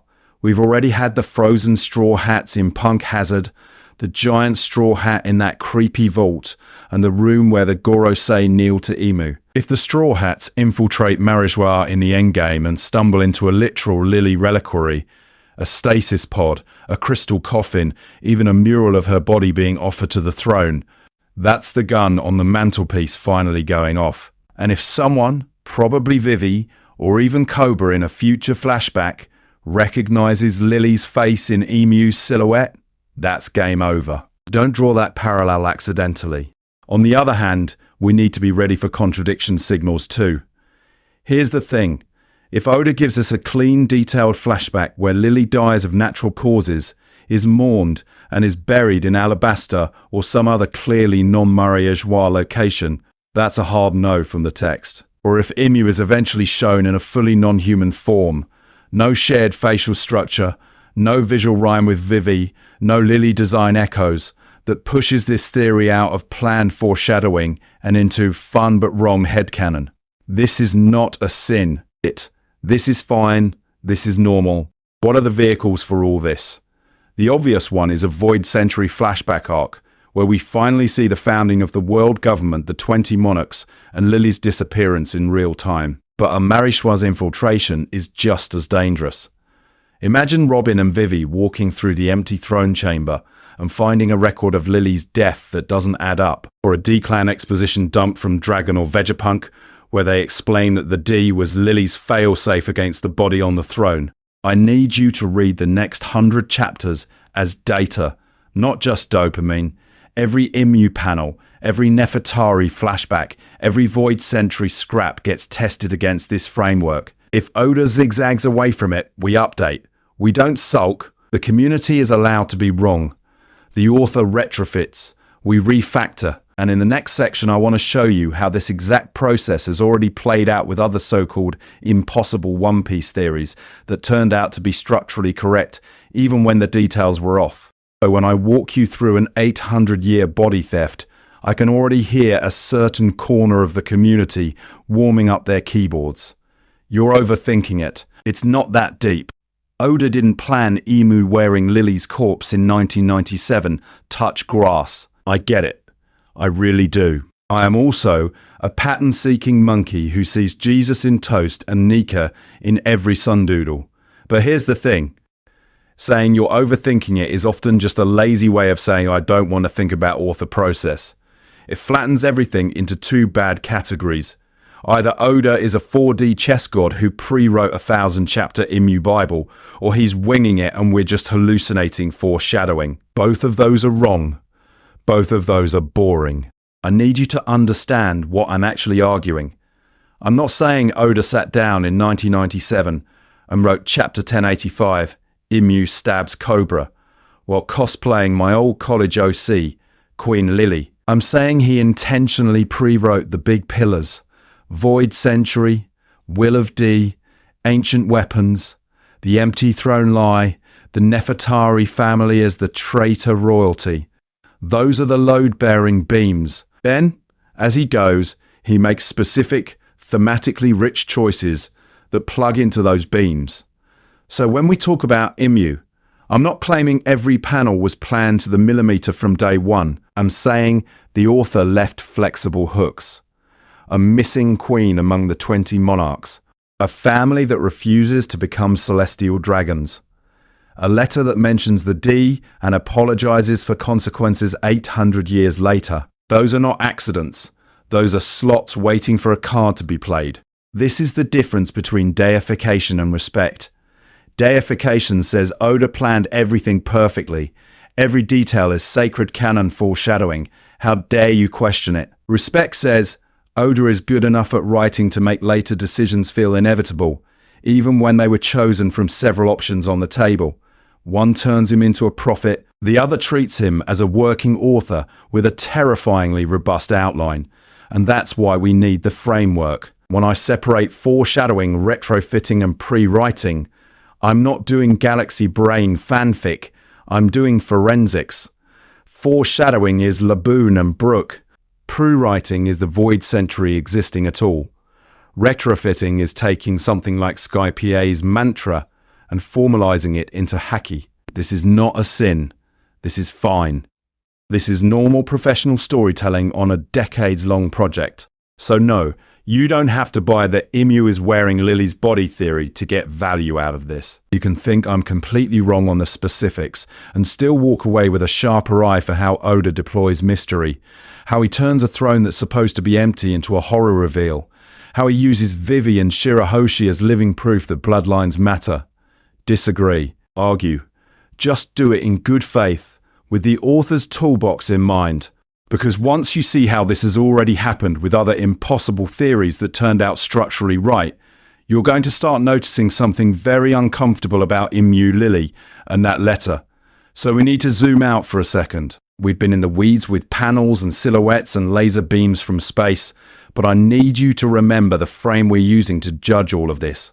Foreshadowing, in the strict, boring literature professor sense, is intentional early setup for a payoff the author already knows. Retrofitting is when the author goes back to an old detail and assigns it new meaning. And pre-writing is the skeleton underneath both. The long-term mystery scaffolding Oda planned before chapter 1, so that when he foreshadows, he's really just revealing a pre-written decision out of order. Now, take that toolbox and run it across the evidence. The empty throne is pure pre-writing. The symbolism is too on the nose. 20 swords, no king of the world, perfect propaganda. Then, decades in, we pan up and see Imu on it. That isn't a cute twist he thought of in 2018. That's a pre-written contradiction. The throne had to be empty in public, precisely because its rightful owner, Lili, was already being worn in secret. The Nefertari betrayal slots in as foreshadowing. On the surface, they're the good founding family who stayed with the people instead of becoming celestial dragons. Great clap, move on. But once we learn Lili vanished, that betrayal starts to read as an apology tour. The family refuses Mariage because Mariage already stole their queen's body. That's an intentional early setup for the reveal that the world government's founding myth is rotten at the core. Lilia's letter and the D apology, that's the retrofit hook into the same pre-written spine. An ancient queen writes to her descendants about the D and says, sorry, for the consequences of her actions. On a surface read, fans assume she messed up geopolitics. But if you plug in Imu killed me and used me as the vessel for a global prison, the D suddenly become the scattered will she couldn't protect. The apology is not for starting the world government. It's for failing to stop the theft of her own body. Here's the thing. Imu's fixation on Vivi and that light is where the pattern-seeking monkey who sees Jesus in toast suddenly realizes the toast is holding a knife. Vivi is the living Nefertari heir. Shirahoshi is an ancient weapon. Imu circles Vivi's picture, targets Lulusia, erases a kingdom that sheltered a D and a revolutionary. That's not random ancient immortal behavior. That is a body thief hunting down every echo of the original soul and the contingency plan built against them. The Gorosei's reverence and the Lulusia erasure function as the thematic glue. These are old men who kneel. They don't serve some guy, they serve the founding queen's hijacked corpse, the literal embodiment of the lie they administer. And when Imu deletes Lulusia from the map, that's not just power display foreshadowing. It's body horror on a planetary scale, the prison using its own bars to crush anything that remembers the inmate. Can you stack it all in the right category? Empty throne as pre-writing, Nefertari betrayal as foreshadowing, the letter and D as retrofit into a pre-written mystery. The Imu killed Lili theory stops being tinfoil and starts being structurally neat. The alternative, random ancient person on a secret throne, does not pay off the body horror, the stolen agency, the corrupted founding myth, or the D as a scattered will trying to free the queen whose body became the world's cage. Listen to me, this isn't just a lore puzzle, it's a tragedy. It's a story where an 800-year-old stolen body sits at the center of the map, and her descendants and one rubber D with the sun god fruit are unknowingly sailing toward the locksmith. Which raises the real question. If Oda pre-wrote a stolen body, what else has he already decided about who gets to set it free? So here's where we need to talk about us. Not Imu, not Lili, not Oda's secret spreadsheet from 1997. Us. Because the fastest way to ruin a really good theory is to throw the word foreshadowing at everything until it means absolutely nothing. I need you to hear this. Not every cool parallel is foreshadowing. Some panels are pre-written landmines, some are retrofits, some are just Oda doodling a weird moon in the corner because he thought it looked neat. This is normal. This is fine. The problem is when the community mashes all of that into one category and then screens see, at a grainy Imu silhouette. Oh, practical fix. Instead of this is crazy foreshadowing, start saying, this feels like a retrofit, or this was probably pre-written. That's it. 2 extra brain cells, 3 extra words. You're not killing the magic. You're labeling the magic cabinet. Because when you and I can separate Oda intentionally planned this from Oda opportunistically reused this, suddenly the Imu Lili body theory doesn't live in the same drawer as what if Imu is actually Caribou's grandma? Here's the thing. This matters a lot for Imu debates. The Lili letter, the empty throne, the Nefertari refusal to move to Mariajoa, the Gorosei kneeling to a shadow on that throne, those are on the page. Vivi being targeted as that light, while Lucia gets deleted from the map, on the page. And these panels exist is different from therefore Imu is a body-snatching moon slug. One is evidence. The other is us, pattern-seeking monkeys seeing Jesus in toast. When you post a panel as proof, train yourself and your corner of the fandom to ask 3 questions. Is this a deliberate setup where the author clearly planted a loaded gun? Is it a flexible hook, a vague image Oda can bend toward future payoffs?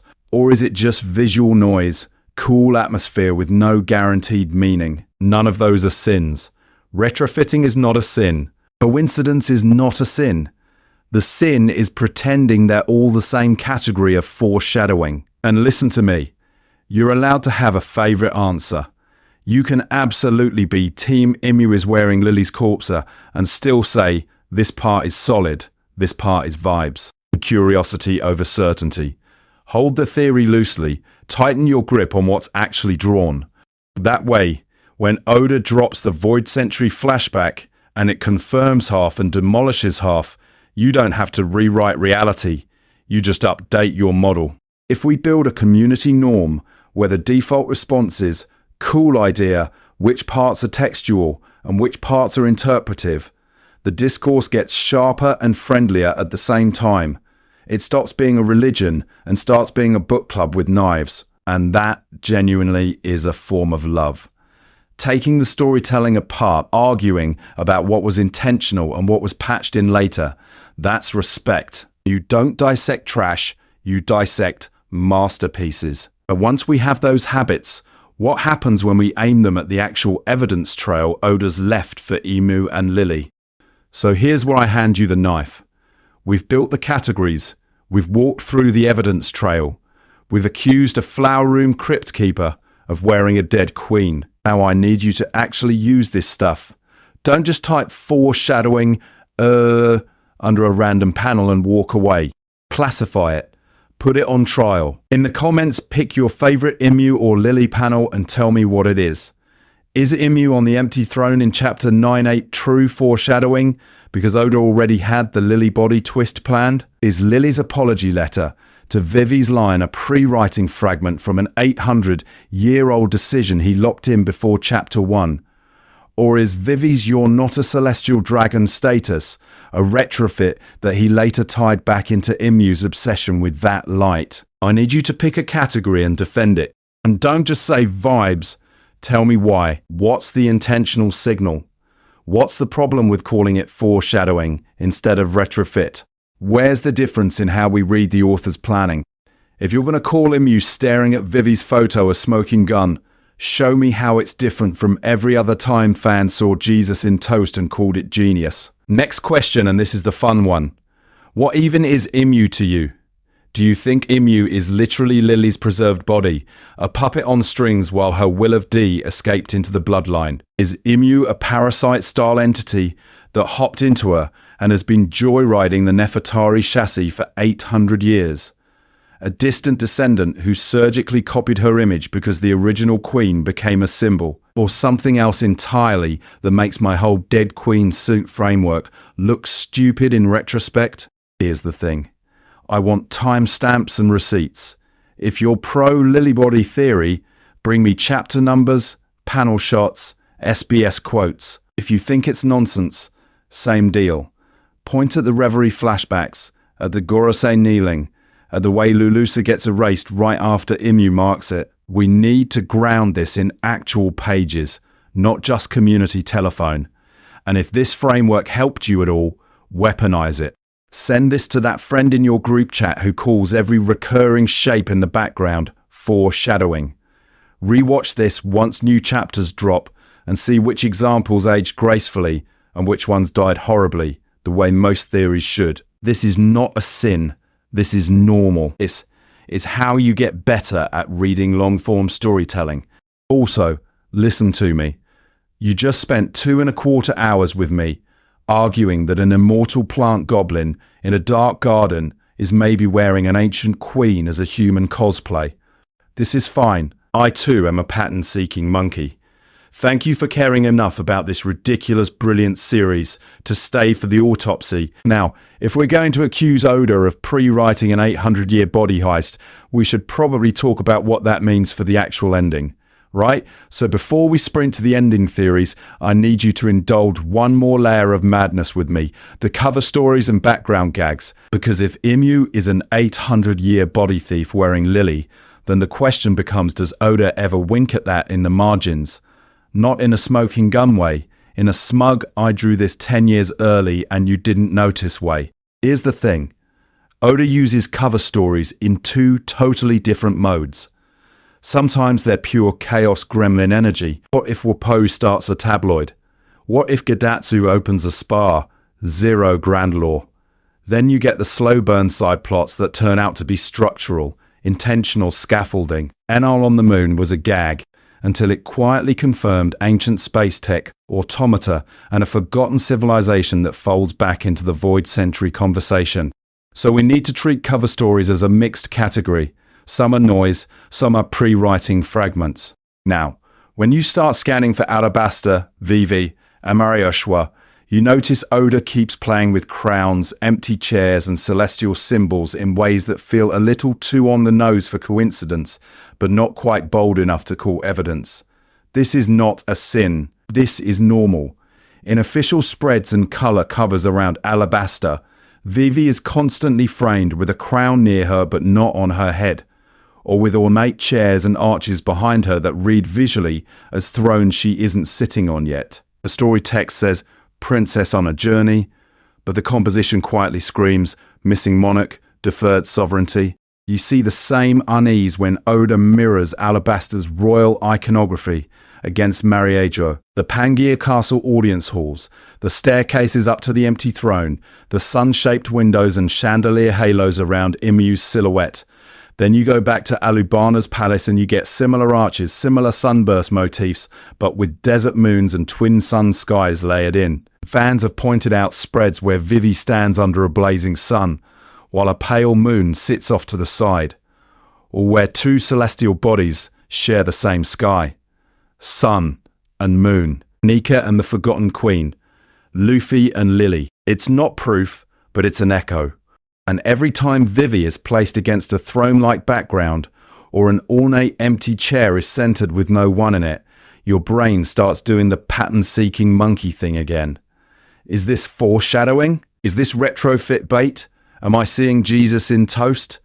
The problem is, we don't know. The author has not come out and said, yes, that chair behind Vivi in color spread hash whatever is Lili's legacy. So we have to keep this in the fun supporting detail category, not the courtroom exhibit category. Listen to me, overreach is very easy here. If you start turning every chair into the empty throne and every sun into Nika, you will go insane and you will deserve it. But the density is real. Oda loves empty seats and absent rulers. Marijois sells the world on an empty throne no one sits on, while secret panels show Imu perched there anyway. Alabasta sells the world on a loyal kingdom, while old letters hint that its founding queen broke ranks 800 years ago. So when you see Vivi framed against yet another vacant chair, or a crown hovering just above her, it doesn't prove the Imu/Lili body heist. It does, however, show you how Oda layers his art so that once you know to look for stolen sovereignty and missing monarchs, you can't unsee how often he draws them. Which matters, because when we talk about the ending, We're not just talking about plot twists. We're talking about what kind of world that throne is going to belong to when the dust settles.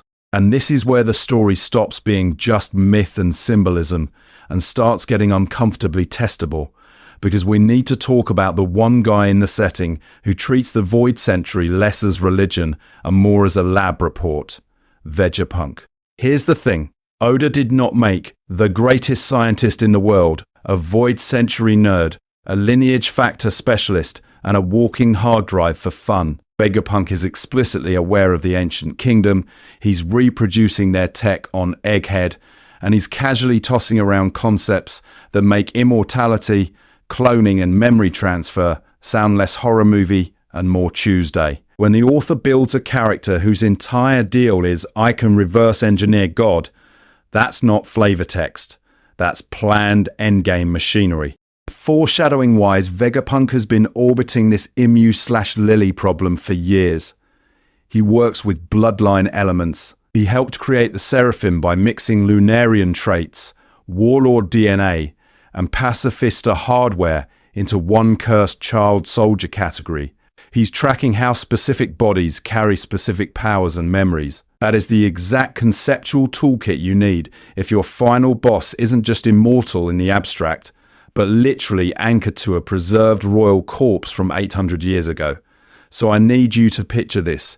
Imu is not some vague shadow immortal. Imu is a consciousness, whether through a fruit, a machine, or some ancient procedure, parasitically bound to Queen Lili's perfectly maintained body. The sovereign is not metaphorically wearing history. They are physically wearing the stolen founder of the Nefertari line. Vegapunk, rummaging through ancient blueprints and failed world government experiments, would be the one person who can look at that and go, "Oh, this isn't divinity. It's every specific, very replicable process." And once he understands the process, the foreshadowing pays off in the way only Oda's pre-writing can. Because suddenly all those seraphim and blood tests and lineage charts become Chekhov's microscope. Vegapunk doesn't just know that Imu is old. He can prove that the body on the throne is Lili's. Genetic analysis, identical lineage factor signatures to Vivi, maybe even a projection from an ancient device that shows Lili's original appearance overlaid on Imu's silhouette. The setup isn't mystery for mystery's sake. The setup is that the community, and specifically Vivi, are going to be forced to confront the truth in a way you can't hand-wave as legend. This is not a sin. This is not bad writing. This is the author weaponizing science to corner a myth. Vegapunk's alliance with Dragon and the Revolutionary Army is the bridge. He has the data, they have the will to topple the corpse on the throne. You get a revolution that isn't just moral outrage, it's a peer-reviewed coup. And listen to me, when the world sees that scan, when Vivi sees whose face she's really been chasing, that's not the end of the reveal. That's the part where the Will of D stops being a spooky middle initial and turns into a design spec. Because if Imu stole one body to cheat history, what exactly were the Ds built to do in response? So here's where the theory stops being a fun horror story about body theft and starts rewriting an entire faction. Because if Imu is wearing Lili, then the Revolutionary Army has never just been anti-world government. They've been accidentally waging war against a zombified founding mother whose corpse has been used as the ultimate propaganda piece. Remember what Dragon's crew is actually doing. Their stated mission is simple, in the marketing copy sense: overthrow the celestial dragons, liberate oppressed nations, dismantle the current world order. That's the pitch, that's the bumper sticker. But the execution has always been strangely surgical. They do not just burn flags, they infiltrate kingdoms, expose lies, and weaponize information. That matters here. Because if the empty throne is a lie built on Lili's stolen body, then every slave brand, every heavenly tribute, every kid shot in the street by a bored Tenryubito is being justified in the name of a woman who literally apologized in a letter for what she helped create. The author did not drop that apology line for flavor. It's intentional. It's foreshadowing for a twist where the symbol of unity has been puppeted for 8 centuries. Which brings us to Sabo. Sabo is one of a handful of people in the story who has actually seen Imu and the throne in the same panel and lived. He is the eyewitness. He is the guy who, once he connects mysterious silhouette on the throne with missing Nefertari Queen and Vivi's hunted bloodline, becomes a walking spoiler for the regime. I need you to really sit with that in a story obsessed with erased history. The Revolutionary Army's number 2 is literally carrying the memory file the world government keeps trying to delete. And Dragon? Here's the thing. There is no version of Monkey D. Dragon, the most wanted man on the planet, where he has not already smelled that something is wrong at the center. This is not a dude who saw one bad tax policy and said, time to start a global insurgency. He is covered in void century hints. He is allied with scholars, with Evenkov, with people who know the word D is not just a cool middle initial. So when you tell me there is an 800-year-old continuity glitch wearing the face of a founder, I do not think Dragon is surprised. I think Dragon has been building a revolution around that problem. Pattern interrupt. This means the Revolutionary Army is not trying to destroy Lili's legacy. They are trying to rescue it. They are trying to end the possession. And suddenly all the plot lines snap together. Luffy's personal fight against Imu as antagonist. Vivi's inheritance of Lili's will. Dragon's war on the system. They are not 3 separate stories. They are 3 different angles on the same exorcism. The will of D, the Nefertari letter, the empty throne, the RA's mission statement, they all point to one planned payoff. Freeing the world from an 800-year-old stolen body and returning authorship of history to the people it was taken from. And listen to me. Once Sabo starts saying that out loud, the world is not just choosing between government and revolution anymore. It is choosing between a possessed mother and her actual children. Because once you frame it that way, you suddenly remember there's another ghost hanging over this story. Joy Boy. Not Gear 5 meme, Joy Boy. Not Drums of Liberation, reaction, compilation, Joy Boy. I mean the guy whose entire legacy, as far as the text tells us, is one giant recorded apology. The poneglyph at Fishman Island is not a flex. It's a confession. I made a promise. I failed. I'm sorry. That is the Void Century's most honest piece of writing. Here's the thing. That failure is not a random side quest. The promise to bring fishmen to the surface is a structural problem with the world. The sun is blocked, the sea is a cage. The people closest to the ancient weapons are the ones forced into the deepest darkness. That's not a coincidence. That is intentional design by an author who already knew the endgame. But where does Lili fit? We know she's one of the 20. We know she doesn't move to Mariejwa. We know she sends a letter to her descendants apologizing for what her choices unleashed. A Joy Boy apologizes in stone. Lili apologizes in ink. 2 apologies, same century, same global fallout. You really think those are in different categories of plot? I need you to entertain the worst case scenario for a second. Joy Boy isn't just the guy who failed to lift Noah. He's the ally who failed to protect Lili's body. Maybe he loses the war. Maybe he's defeated before he can stop Imu from taking the queen, who was supposed to stay on the surface, and turning her into an eternal puppet on the empty throne. The moment Joy Boy falls, Imu stops being the usurper in the shadows and becomes an 800-year regime wearing a stolen corpse. And this is where the Nika stuff stops being a meme and becomes evidence. Joy Boy's fruit is the human, model Nika, the god of liberation, the sun that never sets. His job description is literally free people from unnatural bondage, and he fails at the single most grotesque case of bondage in the setting, a will ripped from its body and buried under history. That's not just irony, that's foreshadowing retroactively weaponized. Enter Luffy. The community keeps saying, Luffy is Joy Boy, as if that's just a power scaling badge. This is not a sin, this is normal fandom behavior, but is missing the point. Luffy is Joy Boy's second draft. Same fruit, same D, and same instinct to punch gods in the face. But this time, the board is set so he can actually finish the job. Free fishmen, free the seas, and free the stolen queen whose body has been pretending to be a system. So when he eventually stands in front of Imu, he's not just toppling a government, he's walking into an 800-year-old failure. He's there for Joy Boy, who couldn't keep his promise. He's there for Lili, who lost her body. He's there to finally line the pieces back up. Body with will, throne with emptiness, sun with sea. And listen to me, that's why this theory matters.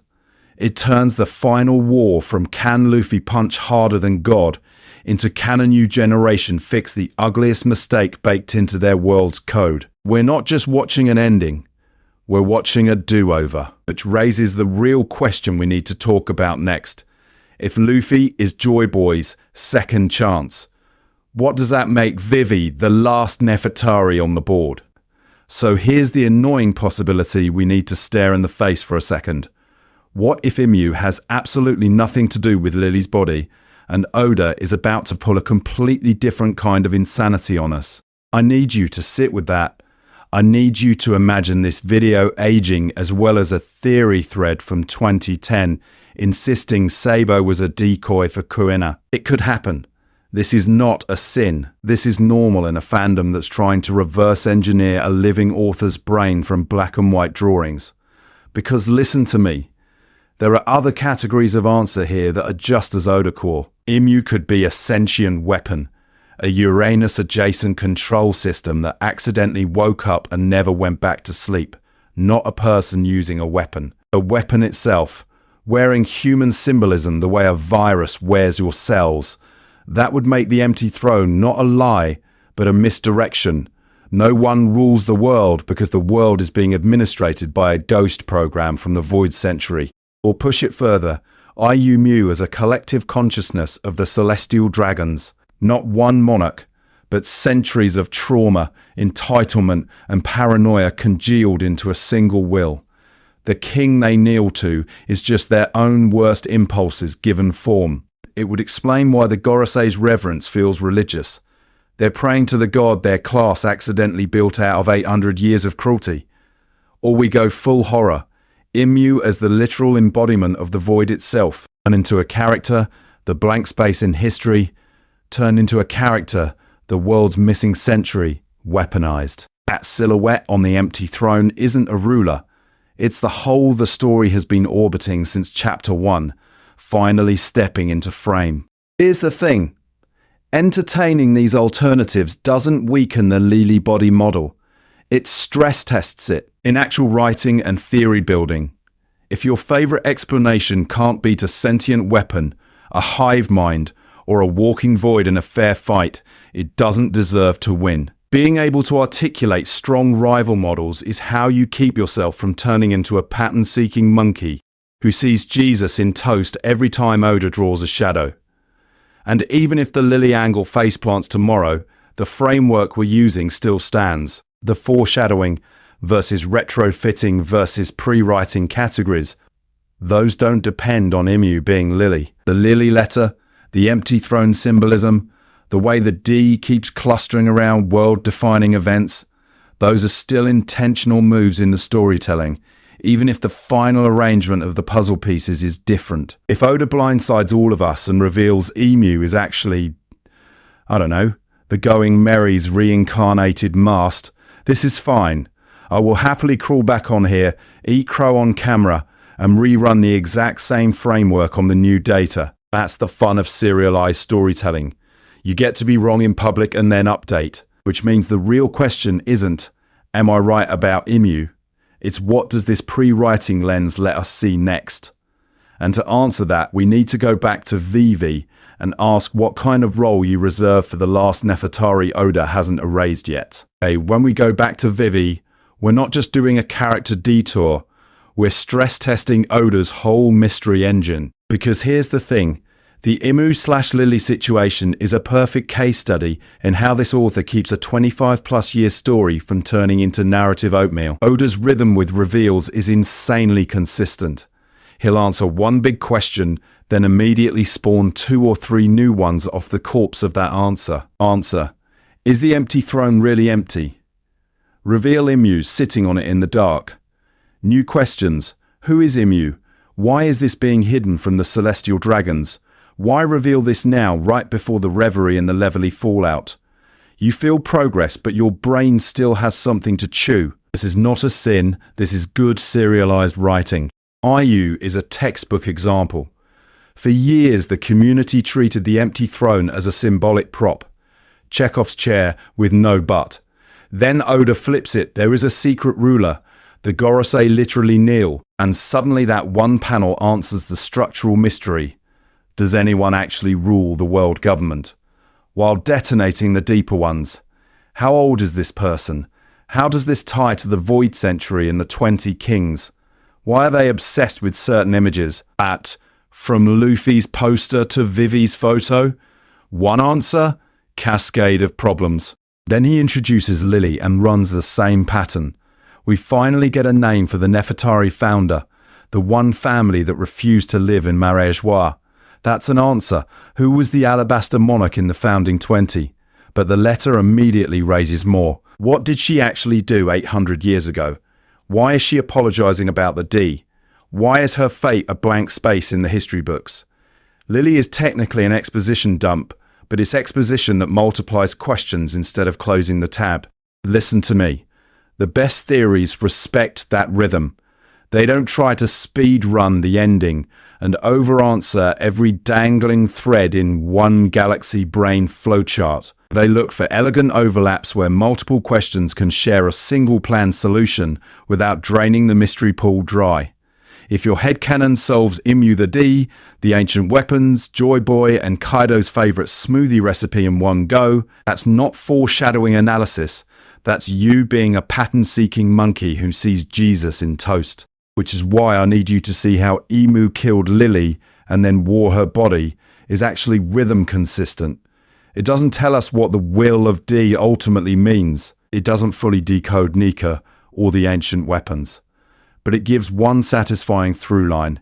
The empty throne isn't empty because the rightful queen's body never left. The Nefertari refusal, the D apology, and Emu's fixation on Vivi and Lulusia all orbit the same crime. One shared answer, several long-standing mysteries suddenly in conversation. And we need to ask, if that's the pattern, what kind of role is Vivi being set up for, and how many more answers are secretly time bombs in disguise? So here's where I need you to throw out one of the most persistent One Piece memes in the community. The whole Oda planned everything from chapter 1. He's a 5D chess god. He knew Imu was Lili's body in 1997 inches thing. It sounds respectful. It's actually selling him short. Because if you imagine some perfect 1,000-chapter outline laminated on his wall, you erase the actual skill set that's getting tested every single week. You turn writing into transcription. No problem solving, no risk, no course correction. Just a human printer. And that is not what's happening here. Here's the thing. Oda absolutely pre-wrote the big categories. Void Century, Will of D, Ancient Weapons, the shape of the ending. He said as much. But that doesn't mean every micro detail was frozen in amber. Real serialized storytelling is a negotiation between what was planned, what emerges, and what still fits the pattern 20 years later when you suddenly decide, oh, the empty throne, that's not empty at all. So when we look at Imu and Lili, the smart question isn't, did he know Imu is wearing Lili's body in chapter 1? The smart question is, how is he folding Nefertari lore, the D apology letter, and a throne that's supposed to be symbolically ownerless into one coherent payoff now? Because that move, that adaptive craft, is where the genius actually lives. Think about the pieces he has on the board. Lili is one of the 20 founders who never took residence in Marais. The empty throne is a stage prop for world unity, while Imu literally sits on it in secret. The letter to Vivi's line mentions the D and apologizes for consequences 800 years later. Imu fixates on Vivi's photo, erases Lelouch in a tantrum, and the Gorosei kneel like they're in front of the original operating system of the world government. Whether or not Imu equals Lili's stolen body was a day of decision. The way those details now snap together feels intentional because he's managing patterns across decades. That's not omniscience, that's flexibility plus nerve. Flexibility to leave negative space in the lore so a twist can live there later. Nerve to actually commit to a retrofit that, on paper, sounds insane, and then sell it so hard that fans go, of course, it was always this, and this is not a sin. Retrofitting within a pre-written framework is how most long manga survive past volume 10 without collapsing under their own continuity. This is normal. This is fine. So I need you to stop worshipping the mythical one, 0000 chapter spreadsheet, and start appreciating the week-to-week knife juggling. The fact that he can introduce Vivi in Alabasta, Parker for 1,000 chapters, then drag her bloodline into the same gravitational field as Imu-Nika and the Will of D without the whole thing breaking. That's not Jesus in toast pattern coincidence. That's an author doing live maintenance on a moving aircraft. And if we talk about Oda in those terms, we get a healthier fandom discourse. We don't have to turn him into a god to justify wild theories, and we don't have to call him a fraud when something turns out to be a retrofit. We can ask a much sharper question. Given his toolbox, what kind of twist is he structurally capable of pulling off next? So let me cash this out, because we've been juggling a lot of moving parts and I need you to actually feel the shape of the thing. A core claim is brutally simple. Imu didn't just erase Queen Lili from history. Imu killed her, took her body, and has been ruling the world from inside her corpse for 800 years. That's the one-sentence thesis. Everything else has been us stress testing whether that sentence collapses under the weight of the manga. Does it? Or does it, annoyingly, keep fitting more and more panels until you start to feel like a pattern-seeking monkey who sees Jesus in toast and then realizes the toast is holding a poneglyph? Here's the thing. Start with the empty throne. Publicly, it's the big symbolic gesture. No single king, shared authority, everyone clap, the world government is so humble.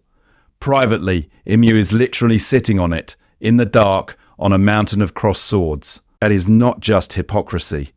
That is a founding myth turned inside out. The throne was never empty. It was occupied by a stolen body. Then you stack the Nefertari anomaly. Lili is one of the 20 monarchs who should have moved to Marie-Joie and become a celestial dragon. She doesn't. Her family stays in Alabasta, branded traitors in the subtext, and yet 800 years later, the Gorosei kneel to Imu as if their authority predates everything. What solves that contradiction? Imu is a founder. Imu is that founder. Imu is Lili's body, preserved, possessed, whatever category you want to put that horror in. Lili's letter is the smoking gun in apology form. She mentions the D, she apologizes for the consequences of her actions, and then the D clan becomes this scattered, persecuted will across history. The D isn't just a quirky middle initial.